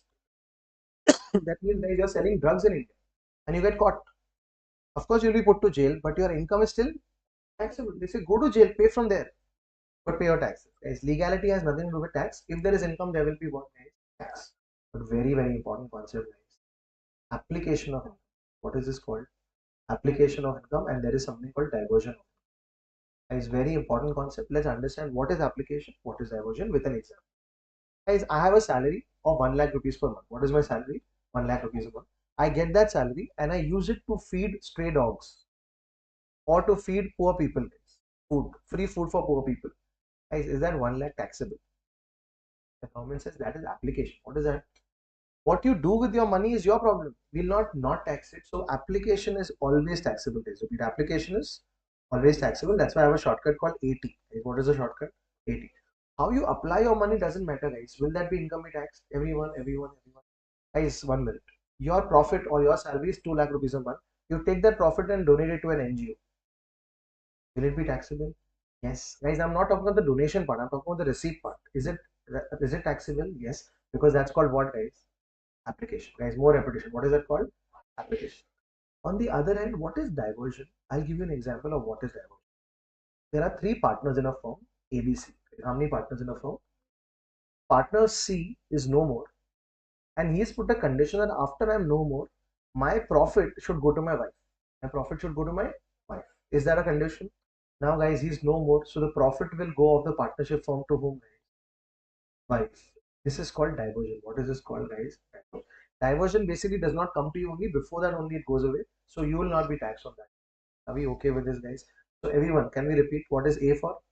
Application. And this is called diversion. Basically means before that only it goes away to someone. Diversion is not so important. Application is more important. And what is AT? Application is taxable. Everyone. All right. Regular, casual, illegal, all these incomes. If there is income, there will be tax. So just after that small break, we learned two things. One is what is widely held company and which are the income which are taxable. Two shortcuts we learned. What is AT? Application of income is taxable and government mutually listed 25 non. Alright. We next come to something which we will be doing. Today, guys, we'll be doing something called case laws. What we'll be doing? Of course, I'm not doing the 5 case laws right now, but I'm just telling you that as CA final student, you should remember case laws. Now, guys, there are two kinds of case laws. One is Supreme Court case and one is High Court. Yes, two big courts. Guys, the Supreme Court case law is applicable to which state? Entire India. Yes. So Supreme Court case law will be applicable entire India and every court has to follow or has to listen to it. What about a High Court decision? It's generally applicable in a particular state, but can the other states also follow the same? Yes. So these are two basically High Court and Supreme Court cases. Guys, I have seen case laws coming directly the recent ones. If I show you some papers, guys, the case laws which come generally are the recent ones. So I have listed all the case laws year wise, all the important case laws. So which is the last year, 2024, but technically it starts with where, guys? 2023 and backwards, guys. So we have to remember the main case law name, what was the issue and what was the conclusion. Are we okay with this, guys? Yes. So there are case laws which you have to remember. First, remember which cases. And once you're done, start remembering which cases, guys. Not all cases, only tax related cases, main cases you have to remember. Don't worry, nothing has to be done outside. We'll do every day some case laws in class itself. Yes. So, but are case laws important? Yes. All right. Now, when the courts give a decision, guys, how do they decide and on what basis do they decide? Is there are some rules which are rules of decisions given by court. These are rules given by decisions given by court. We'll talk about it and we'll make a small note about it, guys. And there's a small shortcut also around it. So how does a court judge give a decision and what are the rules on which he gives the decisions? Yes, so there's a small shortcut. I will tell you about it when we write. Yes. So this is basically the first chapter. I don't think there is anything that is missed in basic tax and rates of tax. Rates of tax, we forgot doing one. Guys, did we do rates of tax for individual? Yes, old scheme or new scheme? Okay. Then we did rates of tax of HUF, AOP, BOI, HUF, AJP. Then we did rates of tax of partnership firm, also LLP. Then we did rates of tax of whose, guys? Company. And now, guys, one small thing I want to add is rates of tax of cooperative. But before that, guys, I want to understand what is a cooperative society or what is a cooperative. Can you, in layman terms, tell me what is a cooperative? Yes, a couple of members come together and they form a cooperative society. What is the benefit of a cooperative society? For the members. But can they have outsiders also? Yes. Example, guys, a clubhouse. We're talking about which? Just opposite, there is a cosmopolitan club. Guys, is there a club? Who can go and visit the club? Members. So all the members have paid some money and they have become part of the club. Is the club giving services to members? Guys, so cooperatives generally are not taxed, guys. They are not taxed. But if they have income from outsiders, example to cosmopolitan club, can you also go? Yes. And can you also pay? That is an income. Can Cosmopolitan Club have deposits in the bank? What will they earn from that?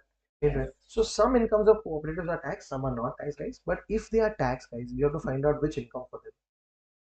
Total income. Repeat with me, guys. Which income for them? And how are they taxed, guys? Very, very simple. Any total income up to 10,000. Repeat with me, guys. Any total income up to how much will be taxed at the rate of 10%. But sir, such a small income, yes, because cooperatives, the intention is not to make too much profit. So up to 10,000, 10%. Guys, if it's more than 10,000, up to 20,000, then what is the rate, guys? And if it's more than how many thousand, guys? 20,000, then is what rate, guys? 30. Everyone. Can we repeat? Very simple. If a cooperative society earns up to 10,000, 10%, more than 10,000 to 20,000, and more than 20,000, 30%. Yes, everyone. Surcharge is very same, and HEC, of course, is very same. What is HEC, guys? And what is surcharge? Please do you remember partnership surcharge? If your income is more than 1 crore, it will be at what rate, guys? Everyone. All right. So this is for cooperative societies. Guys, three people have been offered a new scheme, Zomato and Swiggy. First is individually, guys, you and me and our families. We have how many schemes now? Two. One is Zomato, one is Swiggy. One is the old scheme, one is the I can't teach you right now because that can only happen once you understand teaching. So first, who has two options? Individuals and HOs. Second, guys, companies. They've also been given how many options? Two. And third is cooperatives. They've also been given how many options, guys? Two options. Are we okay? Right now, the focus on the old one. Once we reach a stage, I can teach you the new ones. I'll teach you the new ones. Anything else that I want to teach? Very, very important. One small concept, and then, guys, it's done for the day. We'll have to handwritten notes and we do 5 minutes. Guys, there is a person who every year is showing 5 lakh rupees income. What is his total income? Everyone. How many? What is total income, guys? 5 lakh. So is this person paying any tax? No, why not? Debate. 1 year done 5 lakh, next year done 5 lakh. Every year he's showing only 5 lakh rupees income, guys. Do you think he has a lot of money? But suddenly, guys, there is a wedding in the family and his son is getting married. Who's getting married, guys? Son. And in the son's marriage, guys, he's called Ranveer Singh. And he's paid Ranveer Singh 10 crore rupees. How many crore, guys? 10 crore, guys. Do you think there's something wrong here? Yes. Guys, people here, this 10 crore is an expense. What is it? Expense. What is his income? How is a 5 lakh person showing income only of 5 lakh rupees spending 10 crore rupees on one artist performance, guys? So the government comes and asks him something that I want to understand the source of this expense. Everyone, I want to know the source of this. If you can explain it, great. Otherwise, this is considered as unexplained expense. Can we repeat, guys? What is this called? Unexplained expense. Now tell me, guys, can you justify it? That listen, this is not my money, this is the girl side, I'm the son side, the girl side, they spend the money. If you can explain it, great. But if you can't explain it, the government gets super upset here, guys. Everyone, very important concept. This is called which expense? Unexplained expense. Any unexplained expense like this, there is a section which the government has called 115 BBE. Everyone, what is the section called? 115 BBE. In that, they have said that on this, if you can't explain it, we will have a basic tax, not of 5%, 20%, 30%, flat rate of how much percent, guys? 60%. Next, what is this? Surcharge above certain income? No, a flat surcharge of 25%. How much, guys? And what is this? HEC of how much percent? 4. If you do this calculation on 100, guys, you will get to a number of 78%. Guys, why is such a high rate applied? Because you did not explain. Had you explained it well or had you actually accounted for it, we would not tax it. Guys, this section is very important. Section 115 BBE. And this is only when the expenses are unexplained. Same concept, guys, applies to other things. Example, guys, you are showing every year income of how many lakh? But in 1 year, guys, you had a credit. In your bank account, there was a deposit of 10 crore. The income tax officer asked for it and you could not explain. That is an unexplained credit, guys. Repeat. Unexplained what, guys? Credit. Guys, your income every year is how many lakh? They opened your bank locker. Out of that, gold came pouring out. That is unexplained investment. What is it, guys? Unexplained investment or unexplained asset. The treatment is just the same. So repeat with me. Whether it's unexplained, whether unexplained investment or asset, guys. In all these cases, either you explain, and if you can't explain it, we'll tax you at a rate of 60% plus 25% plus 4%. Now there are two more things here. I want to add two more things, and then this will be done. Is can you take a loan? So I'm giving you a loan of 5 lakh rupees. How many lakhs? 5 lakh. The government says this basically is called hundi. Guys, what is it called? Hundi. Hundi is basically a very traditional accepting and giving of loans. So you're a businessman, you want a 5 lakh rupee loan. I have extra money, I'm giving you a loan. Is this okay to give a loan? Yes. No license required, just a normal transaction. But the government says any loan which you've taken or which you've given has to be an account pay check. Guys, which check? Guys, do you know what is an account pay check? How do you write a check? Right? Two lines, and what do you write inside? Account. If you don't do it through account pay check, again guys, which section will apply? 115. So everyone, 115BB applies in which cases first? Unexplained expense, unexplained credit, unexplained in investments, income, money, etc. Or also giving or taking loans other than account pay check. Everyone. Guys, I'm a private company. Which company? Private company. Now we'll not call it private company, we'll call it closely held company. Last thing guys, you're a closely held company, and suddenly guys in your bank account you have a huge amount of money, and you say, listen, this money, because I've issued what? Yes, everyone. You're a small company, it's your Zepto when it was few years back, guys. Are you a closely held company? Yes, everyone. I want more repetition. Are you a closely held company? And what are you issuing, guys? Shares. And will you get some money?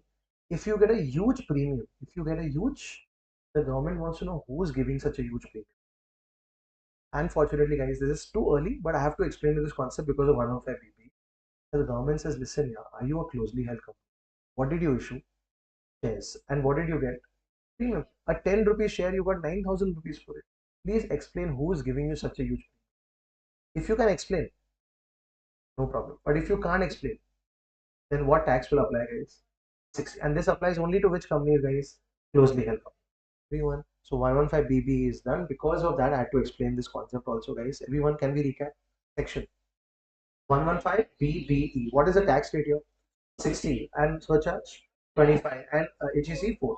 How will I identify the exam? In the exam question, they will say this amount was unexplained, this amount investment was unexplained. The word is unexplained.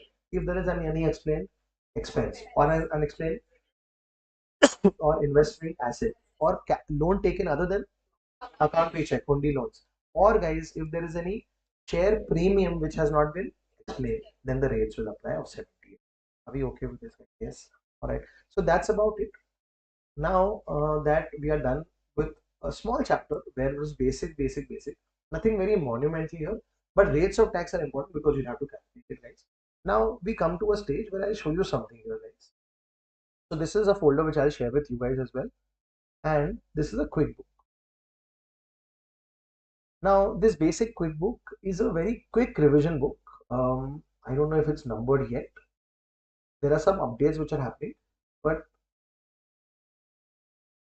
yes, revision here. So what the QuickBook does basically, guys, it recaps the entire, this is volume 1 QuickBook. So all the chapters that are there in your volume 1 are revised here, guys. What it does is basically in a very simple language, it revises the entire concept here. So whenever you don't want to use a big book, especially closer to the exam, you can also use this book to revise. I don't have a chart book, but this is a very similar to a chart book because in DT there are no charts which I can make. There is some theory also. So here is the quick book.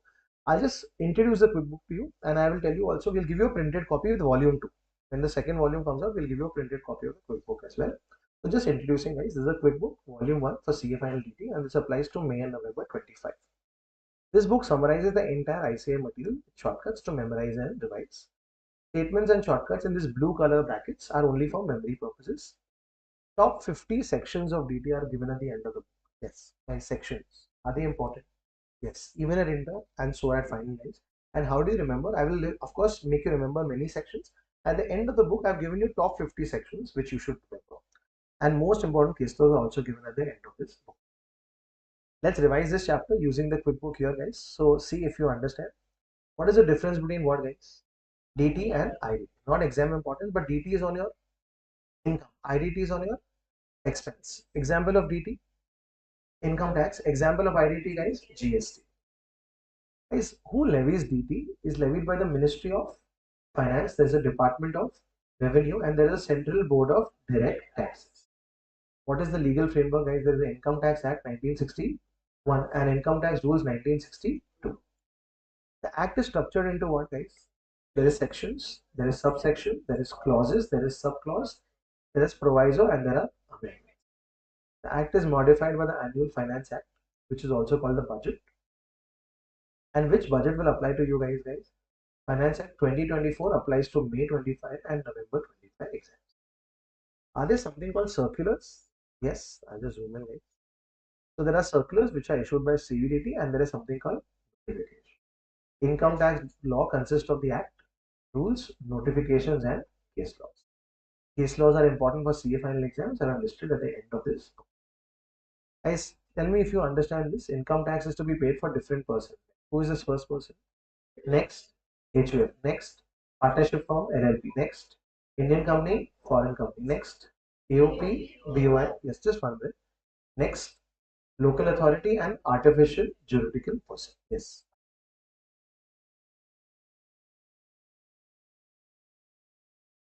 Yes. Circular is more internal department. So the circulars are issued by the government, mostly for the government official. Yes, but notifications apply to us. Circulars are more for the department. I'll just read out this line for you. Circulars are issued by CBDT mainly for the guidance of the officer. So circulars are for the government employees. How do they have to follow some instructions, etc.? That is circular. It's like on a notice board how we have instructions for us that. And notifications are applicable to all assessors. All right. Next, guys. What is a beneficial interest holder? 10% or more. And what is a substantial interest holder, guys? 20% or more. What is PY? And what is AY? Assessment rate. What is your exam PY, guys? 24, 25, and AY is 25. At this point, I have to explain it. So I'll talk about it in 2 minutes. Next is assessment. What are the different kinds of assessment? Self-assessment, summary assessment, scrutiny assessment, best judgment assessment, and reassessment. And assessee is any person by whom any tax is payable. Is that companies can be of two types. One is widely held and closely held. Guys, what is widely held? Government mutually listed 25 non-cooperatives owned by whom? Government at least 40%. Next, mutual. Guys, mutual benefit finance companies, also called which companies, guys? Nidhi company. Next, listed. Any companies which are listed. What is this? 25. Companies which are under which section? 25. Basically to promote commerce, art, science, etc. and not to distribute dividend. Next is N. Companies with no share capital and declared by CBDT as such. And last is companies which are held by whom, guys? Cooperative, where a company whose equity shares carrying at least 50% are unconditionally acquired by cooperative. Are you okay with this? They will not ask you the definition, but in the exam, you will have to spot whether it's a closely held company. Yes. Yes. Section 25, the reference is the old Companies Act. They have a reference of New Companies Act also, but we refer them as Section 25 companies only. Yes. So this is something that we remember. Companies other than these will be considered as what, guys? Closely held companies. Incomes basically means regular income, casual income. Application of income is taxable. Shortcut is what, guys? 80. Diversion is not tax.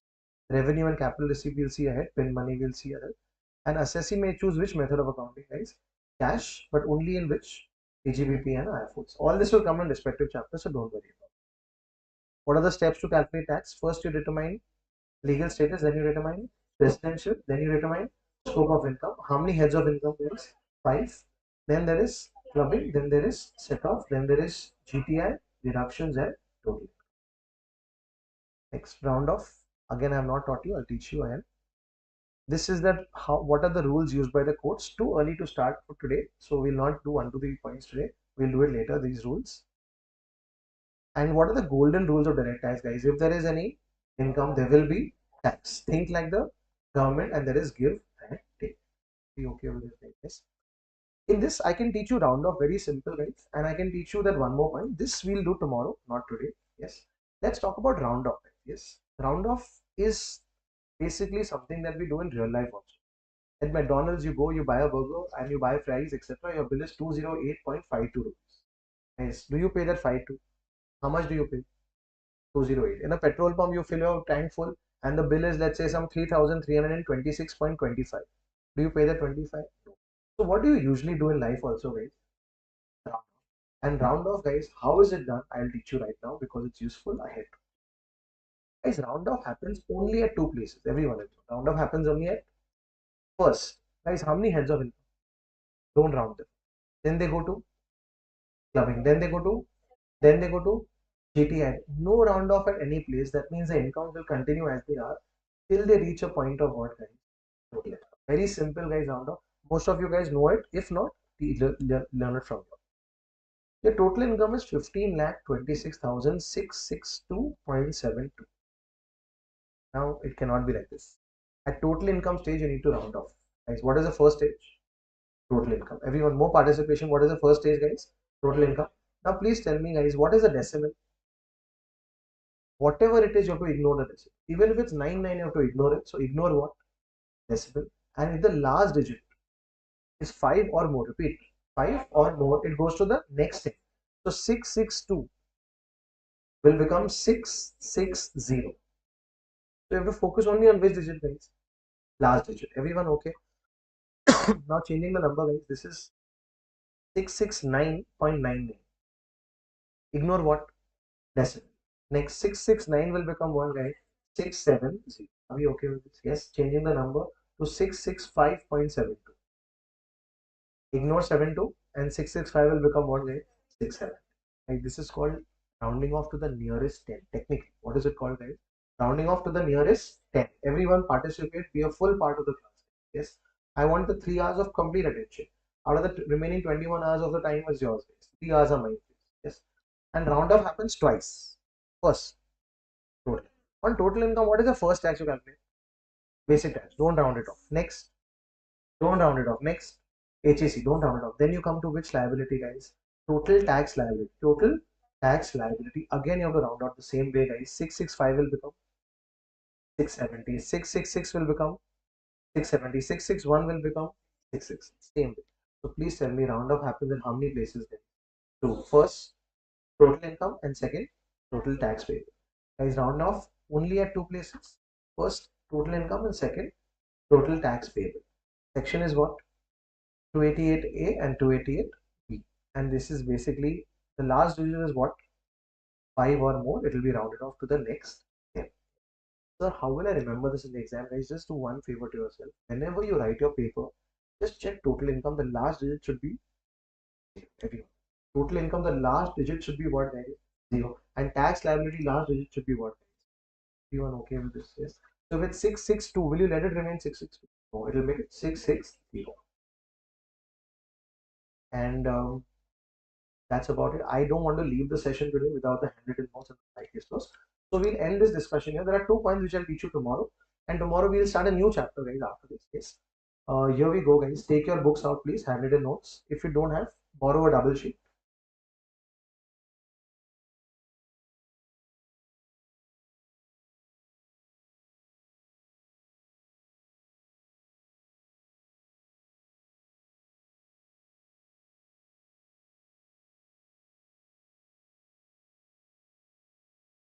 Share it, but sharing people won't write it. I have the time. We have the time in class and it works best. Not for this chapter. When you see ahead the different chapters, it'll work really well if you write the notes yourself. Yes, guys, you won't understand it today, but I'm telling you, one day before the exam, these 3-volume books will be too much to study.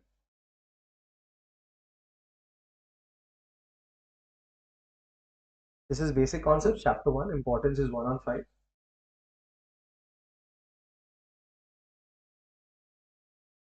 Basically, that means this chapter is not important, but it has basic concepts.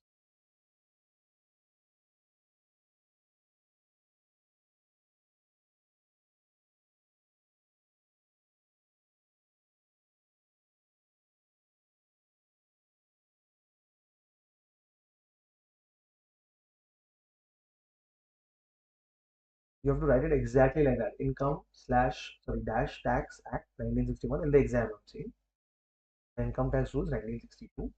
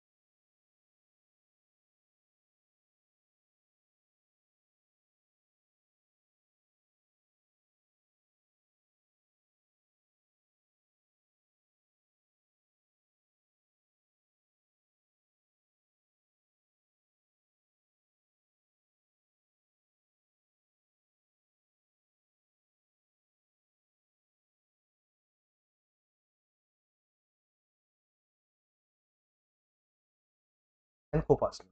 So we require for a HUF only one male member, minimum one male member, and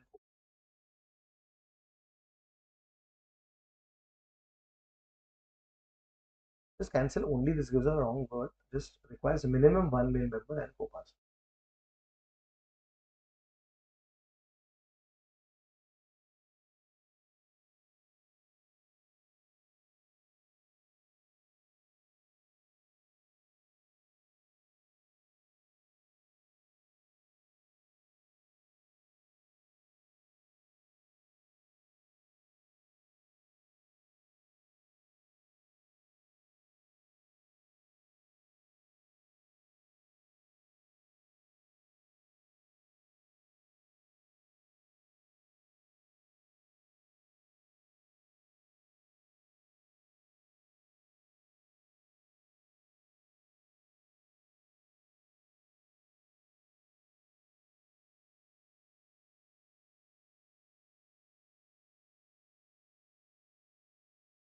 To form LLP taxed in the same manner. Companies that are foreign and domestic companies.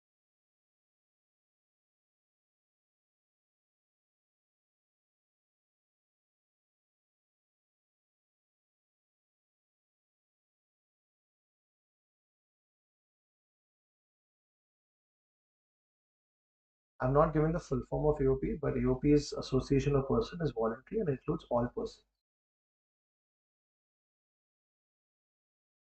BOI is due to law and only has individual.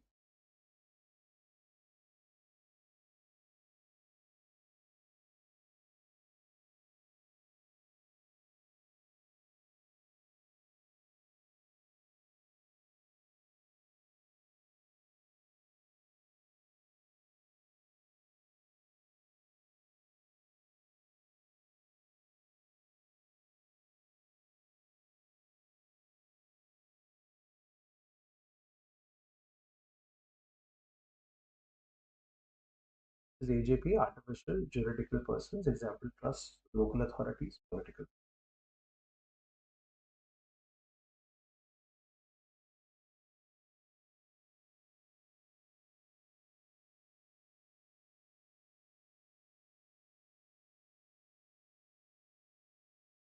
I'm just reading this, guys. Both are similar to partnership firm LLP except no PSR. What is PSR? Profit sharing ratio, and no partnership.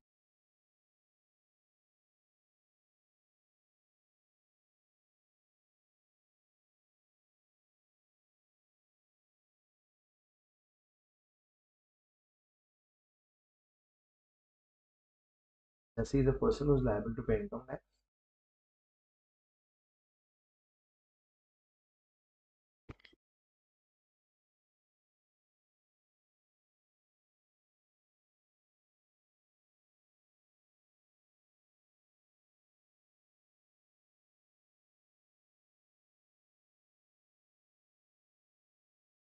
PY and EY.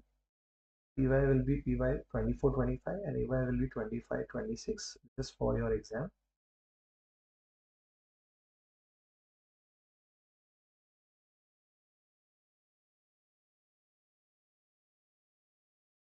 EY is like your name and surname.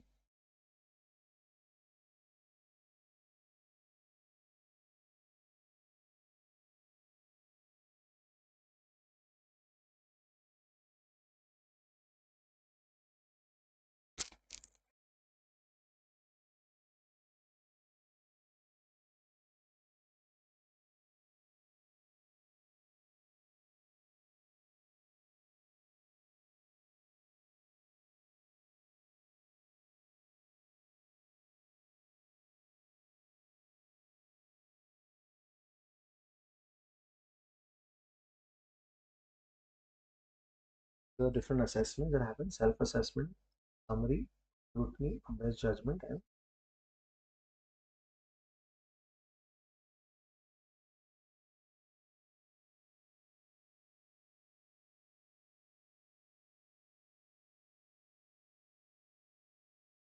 hmm. Yes. So they have to explain it also, and if they explain, still angel tax was there. Now angel tax is not there, but you have to still explain how you got that.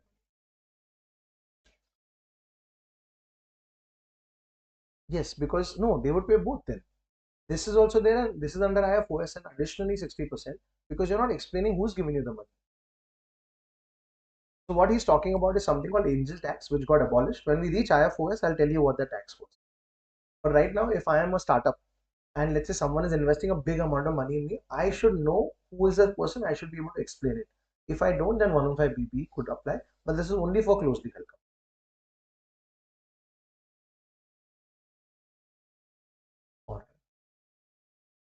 Yes, guys, today because we've done the first chapter, it might seem that oh, this is unnecessary, but I've done this so many times with so many different batches, and I know the problem of a CA final student is not on the 4th of February. It is on the 4th of May or the 4th of November when you have to revise and you are thinking, okay, day after tomorrow is my exam, where should I start? And you open the book and you realize the book is too much. Yes, I want to show you something that I have probably done and which probably you should just have a look at here, guys. This is the master sheet. Just have a look at how many pages it has totally, guys. I'll just remove the negatives. Now this is 72, 45. I'll just have to remove the negative.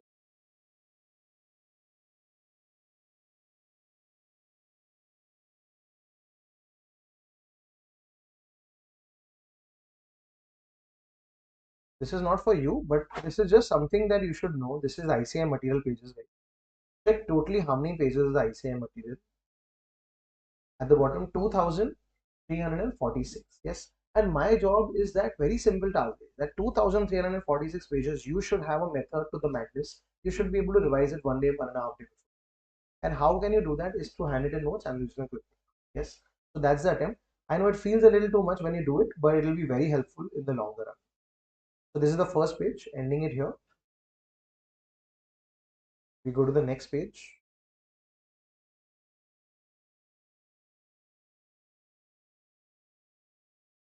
I've not taught you this, guys, but you can start writing it. I'll teach you this tomorrow. Please write incomes of previous year that may be taxed in previous year itself. Incomes of previous year that may be taxed in the previous year itself. Just write it without understanding, no problem. Shortcut is ships eventually leave, avoiding danger.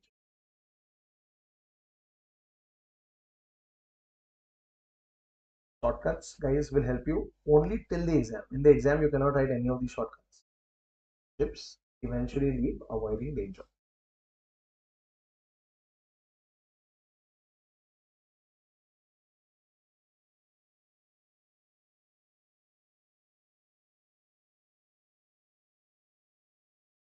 Yes, for closely held company. Yes.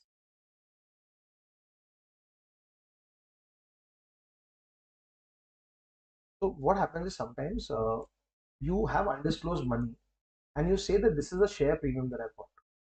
Yes, I'll explain a little more detail practically how that works. But right now, just let's finish this and then I'll explain. I understood what you're saying. We'll address it through a practical doubt. Chips eventually leave, avoiding danger is a shortcut.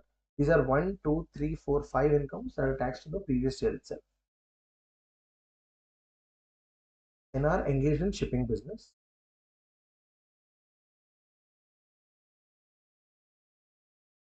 I won't. I can share this one. I can share this one. But I'll tell you what happens. I'm telling you. Imagine your exam is day after tomorrow. You don't have handwritten notes in your book. You open a Word document and suddenly that Word document is not opening. It's taking 3 minutes to open. No problem. All this is for you only. You can access it. No problem at all. Next, AOP BOI set up for a particular event. Example, role play. As this, I haven't explained this part. Simple part, I'll explain it, but first you write it today. Next, persons permanently leaving India.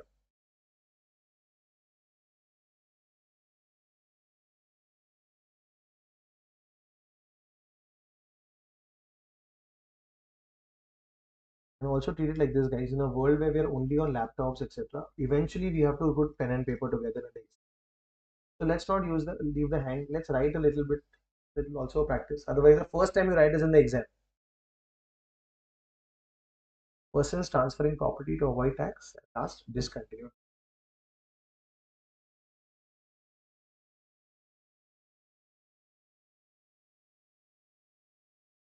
I don't want to leave this for tomorrow. It's a very simple thing. So take 2 minutes. I'll explain it to you right now. It's PY, AY. What is PY for? Previous year. And what is AY for, guys? So you tell me, guys, the income that I earn in this year, will I be taxed next year on that? Yes. Guys, previous year you earn the incomes. When are you taxed on it, guys? Next year. Now, guys, there are 5 incomes where the government says, listen, I don't trust you and I don't want to wait till which year? Next year. So these 5 incomes, I may tax you in which year? Previous year itself. So everyone repeating, generally incomes of previous year are assessed and taxed in which year? Next year. But sometimes they may be taxed in the previous year itself. Which are these 5 incomes, guys? Chips, eventually, leave, avoiding, danger. First one, shipping. You are in the shipping business. Where is your ship going from? India. Where is it going? Abroad. And you're a non-resident. What if you don't come back? So we may tax you in the previous year itself. That's the first one. Second one, event. Are you organizing the recent Coldplay concert? After the concert, where is Coldplay today, guys? Abroad. You may also go abroad. So we may tax you in this year itself. Next, leave. Are you someone who's permanently leaving India? Then we may tax you in this year also. Are you someone who's trying to avoid tax? And are you someone whose business is discontinued? In these 5 cases, we may tax you in which year? Previous year. Are we okay with this, guys? Yes. So everyone, without using the shortcut or without looking at it, guys, can you tell me the 5 incomes of the previous year? Tax in the previous year itself. Tips, eventually, leave, avoiding, danger. Main words. First, shipping, non-resident. Next, event. AOP, BY, organizing an event. Leave. Person leaving India. Person is trying to avoid tax. And last, which business, guys? Discontinue business. Let's continue ahead, guys, please.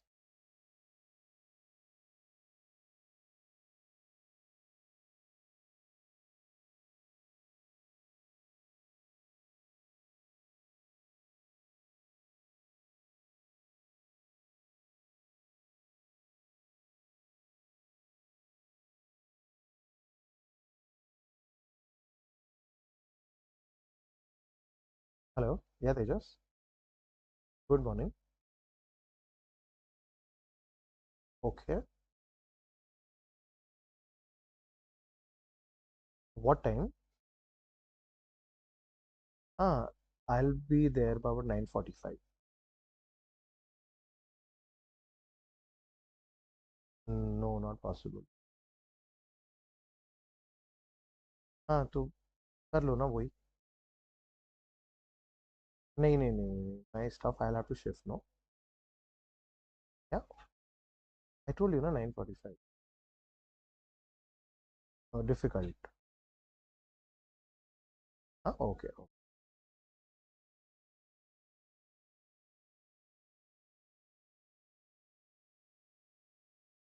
This is closely held company and widely held companies. Government mutually listed 25 non-cooperative. This is a shortcut.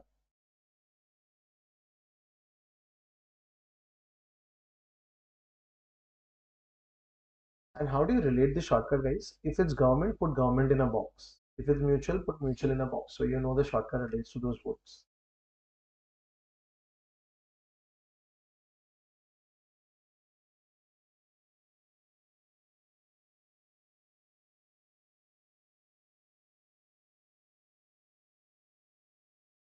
This is a shortcut for widely held company.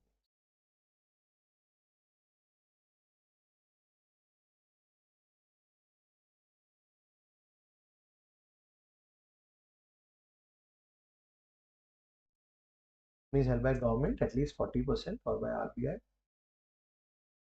Mutual benefit finance companies slash nidhi companies. When you're studying, guys, don't go into details which are not required. Example, guys, this mutual benefit finance companies or nidhi companies, what they are, too much of detail not required. Yes, you should know that they are finance companies. They give loans to people. That's all you should know. They're like an NBFC. Then there's listed companies, Section 25 companies, that is not for profit.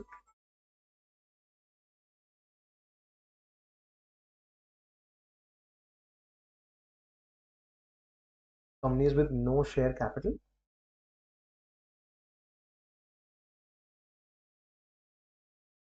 Last is cooperative society ownership company. Example, 50% at least held by cooperative.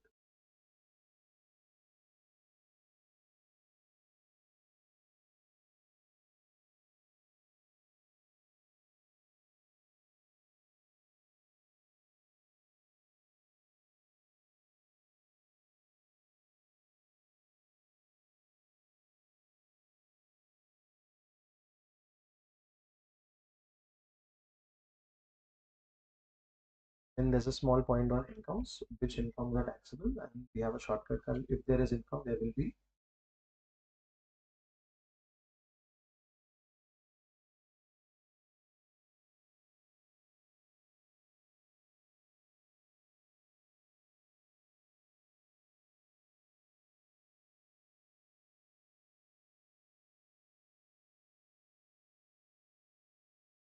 incomes can be casual, regular, one time, etc.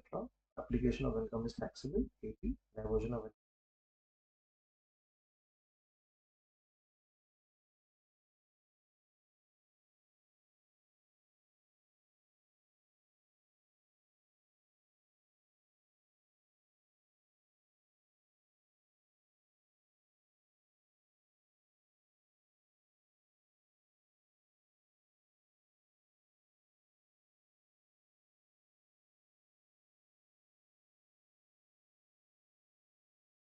So we've written 1.1, 1.2. Now, just to save the time of the class overall, some pages we might copy at home. Let's see if we can. I'll just read it and you let me know, guys, if this is okay. And whenever you get time during the day, I'll share with your Google Drive link. You can then copy it from there. I'll just show you guys. What is this, guys? Steps to compute what? Income tax. First step, then comes Then comes scope of income. How many heads of income? Five. Then comes clubbing. Then comes set off. Then comes GTILS deduction. Then comes total income. Then is taxes and then return of income. This is something I've not taught you, so you can just write it later at home today, and I can discuss it tomorrow. And then golden rule of DTR, guys, given. Hey, think like the and if there is income, there will be one, guys, tax. Yes. All right. So this is where 1.3. I'll send you the sheet, and you can write this 1.3 later. Let's see what is there in 1.4. The rate of tax, guys. Every person is taxed differently as under. Individuals have how many choices? One is called optional, O for old, O for, and there is one default tax regime, which is basically the new scheme, which will be discussed later. In the optional scheme, guys, this is what it is. I'm not repeating it, but are we okay with this basic tax? Yes. What is BEL? Basic exemption limit, and no higher basic exemption limit for whom, guys? Non-tax. Then rebate is only up to 5 lakh, and the maximum rebate is how much, guys? 12,500. What is BR? Basic tax and rebate. They have to be seen together. Then what is it, guys? Surcharge.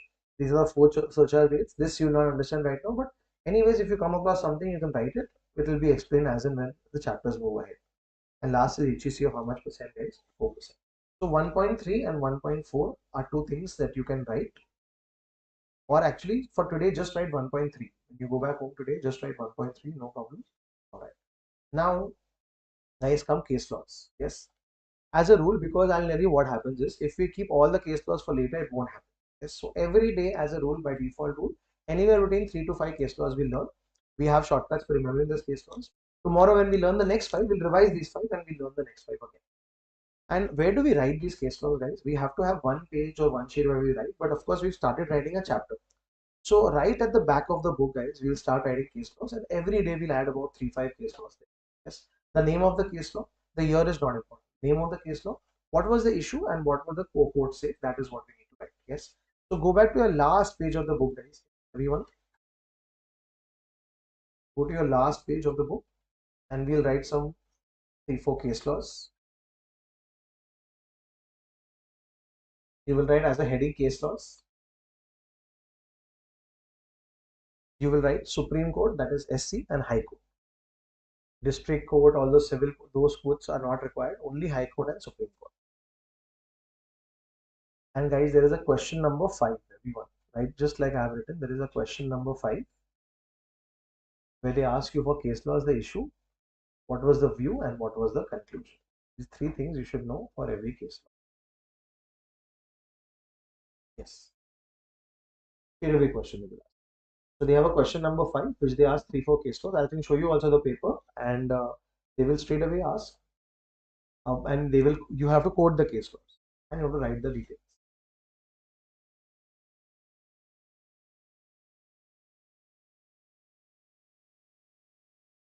Perfect. Only the first 2 lines of right. I've not explained the case law. So let's try and target 5 case laws for today or 4 case laws for today. Let's see the first case law, guys. Everyone, what is the name of the case law?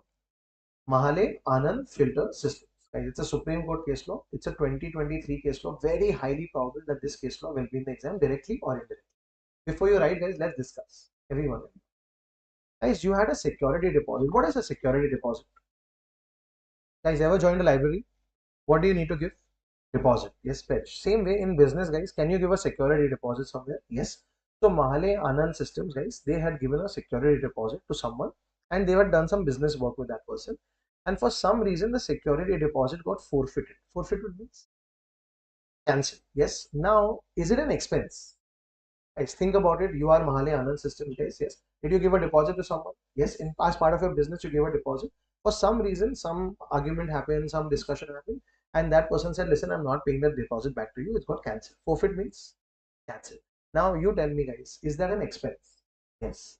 Now, what kind of expense? Revenue expense or capital expense? Yes. They said, the government also said, the court also said that's a capital expense. It's not a business or revenue expense. It is something that will go in your balance sheet and you have to minus it from your capital. I'm just reading it, guys. Guys, what did you forego? Security deposit to settle a dispute. Is it a revenue expense or not? The character of such deposit is what, guys? Capital in nature. Now, how will they ask you this question? I'll tell you. They will give you question number 1, PGBP. And in PGBP, guys, they will say that you have paid a deposit of 5 lakh rupees to some person and that amount has been forfeited. Now, what do you do in that PGBP, guys? They have minus the 5 lakh. What do you do? Add it back and you write as per Mahale system case law, Mahale Anand case law, such expense is a capital expense. That's how you have to quote the case law.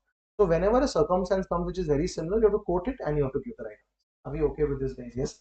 So this is the first one. The shortcut is Mahale Anand filter system. So what did they filter? Deposit. That's a shortcut. They gave a deposit and they filtered it. Can we repeat, everyone? What is the name of the case law? Mahale Anand filter systems. Guys, did they filter a deposit? Yes. They had a security deposit which got forfeited and such amount is a capital expense. So by mistake in question number 1, if they minus it, what do you do? Add it. And what if they're not minus? And it's a right. Yes, everyone. So not every case law is like a whole detailed case law, but the bigger case laws can be asked in detail. This is a smaller case law. That is case law 1. We look at some more case laws. Yes, the next one. A very simple case law is this. Guys, the name of the case law is what? Honda C. Let me discuss the case law with you and you tell me the decision. Yes, think like the government is. So there's a company called Honda. We all know, guys, Honda cars. And they had a company called Honda CL, guys. Honda SIEL. They were basically manufacturing cars in India. And who gives the technology? Honda, guys, please, Maruti Suzuki, guys, is manufactured in India, but who gives the technology? Suzuki. So Honda also, guys, had a basically Japanese government, Japanese company. They had an agreement, and they said we want your technology, and they said for technology you have to give us a technical fee. Everyone, what do we need to give us? So imagine the case, guys. You're Honda sealed India. You want to make cars which are Japanese cars. You give Honda abroad a fee of 5 crore rupees, technical fee. And that technical fee is so important that if that technical fee is not given, you won't have an agreement. Now, guys, everyone understood. How much did you give example? 5 crore. Now you tell me, guys, that expense, is it a one-time revenue expense every year or is it a one-time capital expense? It's a one-time capital expense. It's not a revenue expense. You're not paying fee per car. You're paying an overall fee so that you can enter into that agreement, guys. So this expense is which expense, guys? Capital expense. Everyone, okay. So how do I remember, guys? This Honda cars are very technological, tech related. So Honda Seal is all tech related. Everyone reading? Technical fees paid by lump sum. Everyone, technical fees paid lump sum to undertake manufacturing without which agreement will come to an end is revenue or capital expense. What kind of expense is it? Capital. Yes, are we okay? Now, again, just reiterating how this will be asked in the exam. They will say there is a company called Honda, etc., whatever name of the company, and they have paid for some technical collaboration to a German government or a German company 5 crore rupees, and they minused it. Can you minus it?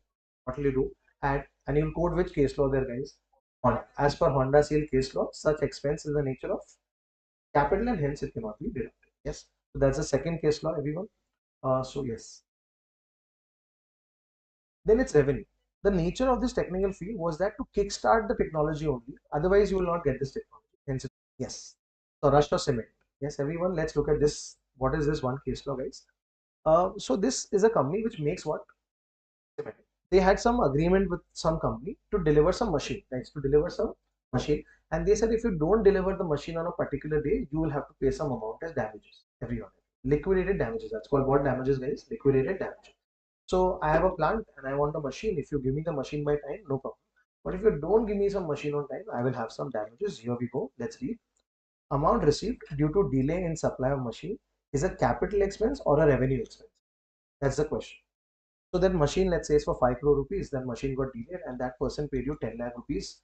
Is it a revenue expense or is it a capital? Sorry, is it a revenue income or is it a capital? Guys, think about it. Is it in the course of business everyday expense? No, it is capital. That means, guys, whatever amount he gave you as a liquidated damages is basically expense since not in the ordinary course of what, guys, business. Yes. So how will you treat this? I'll tell you, guys. Is he supplying some machine to you? Yes. Example, the machine is for how many crores? 5 crore. He gave you damages of 10 lakh. So in the balance sheet, the machine will go for how much, guys? 4 crore 90 lakh. Everyone okay with this? Yes. So let's repeat the three one. Guys, Mahale Anand filter system. Did he filter the deposit? Yes. Second one was which one? Honda Seal. There was a technical agreement. And this is Saurashtra Cement. Cement is liquid, guys. That's a shortcut I've written here because they are liquidated damages. Yes. First day, understand them. When you revise it, gets better. Alright, and let's do one more case now and then we'll write about them as well. Slightly early to do this. This is slightly early because this is some liaison office. We can't do right now. So let's start today with three case laws, guys. Yes, let's write those case laws, everyone. The first one, yes, everyone right? Mahle Anand Filter Systems, in bracket Supreme Court, and shortcut is they filtered the deposit.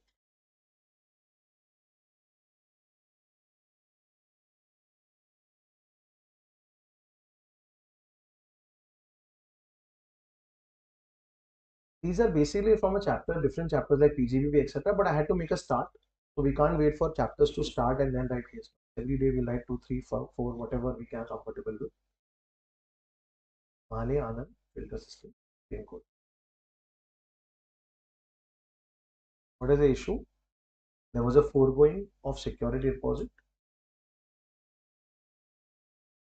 to settle a dispute.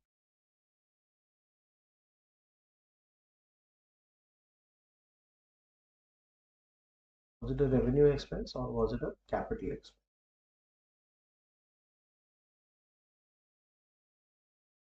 The character of such deposit was capital in.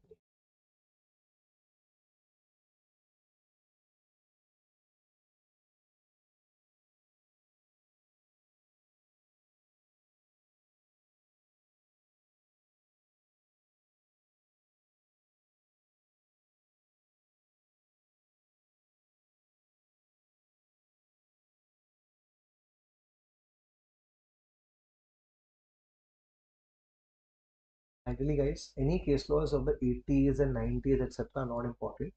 Just don't remember because, guys, you may try to remember it today, but you'll not be able to remember that before the exam. So try to remember recent. By recent, I mean from like the last 10, 15 years, the major case law. Yes. All right. Yes. Totally, I think about 50 case laws. Yes, we'll try to remember them. You'll filter it down to 30 case laws. And I'm telling you, guys, if you do it in parts, you'll manage it. Yes.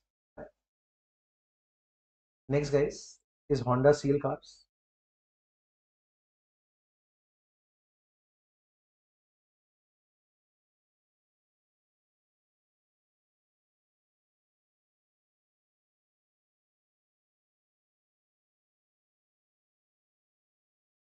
Honda Steel paid some technical fees in lump sum to undertake manufacturing, without which agreement will come to an end.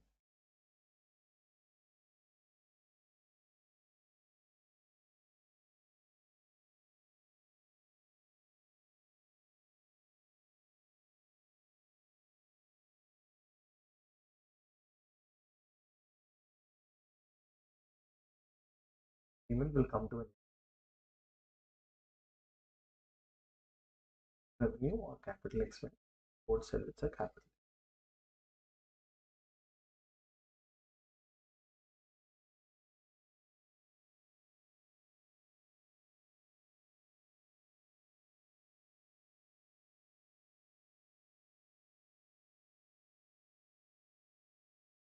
For people who are understanding well, I have a question, guys. What if Honda is paying per car some technical fee every year?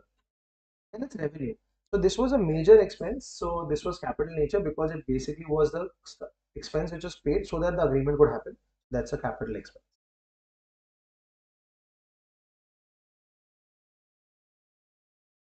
One more case law, guys, which is here, Saurashtra Cement, the Supreme Court case law again. Whenever I written SC, it's Supreme Court. If I'm not written anything, those are High Court case laws.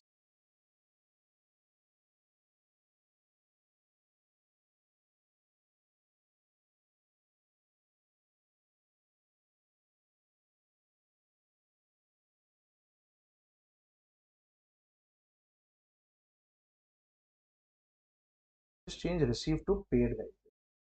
Paid.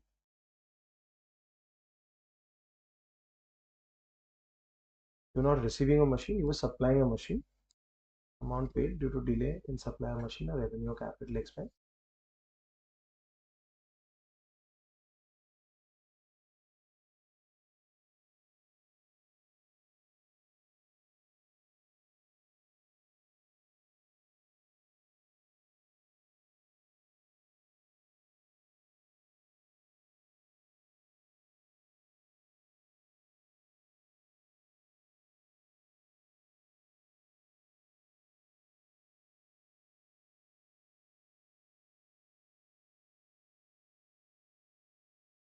Good. I hope handwriting is okay, guys. It'll, even if you can't read it today, guys, over a period of time, you'll be able to understand my writing better. So yeah.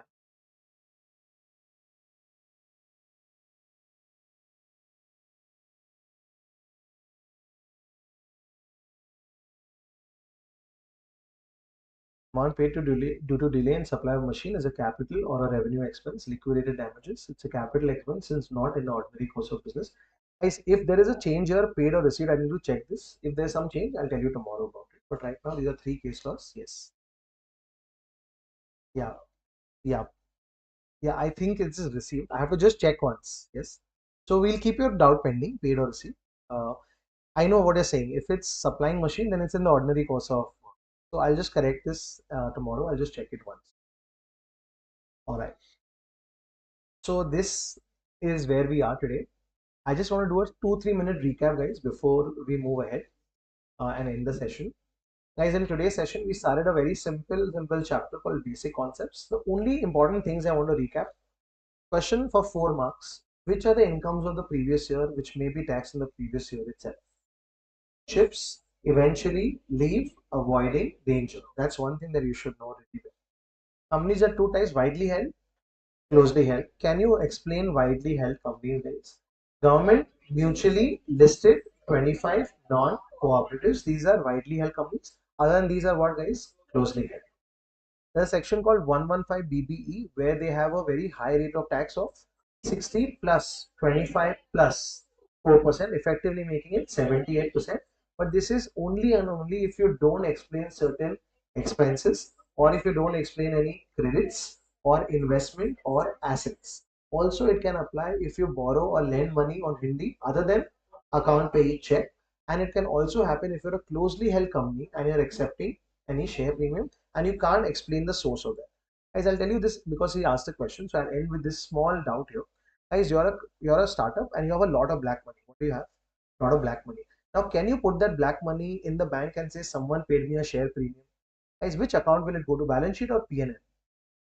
Balance sheet, and balance sheet items are not taxed. 1 minute, balance sheet items are not taxed. So your black money, which was there in your locker or in your drawers, you put it in the bank saying that someone paid me a share premium. Guys, is there a way to avoid tax? Yes, clearly. You can say there was a rich person who paid me a huge premium. The government says no problem. You got share premium. I don't want to tax.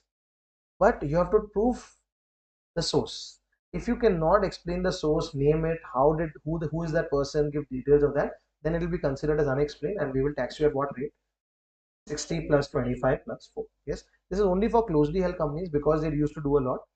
When we come to angel tax, I'll tell you why that was removed. Now angel tax is removed. That is in a chapter called IF. Now also setting the stage up for tomorrow.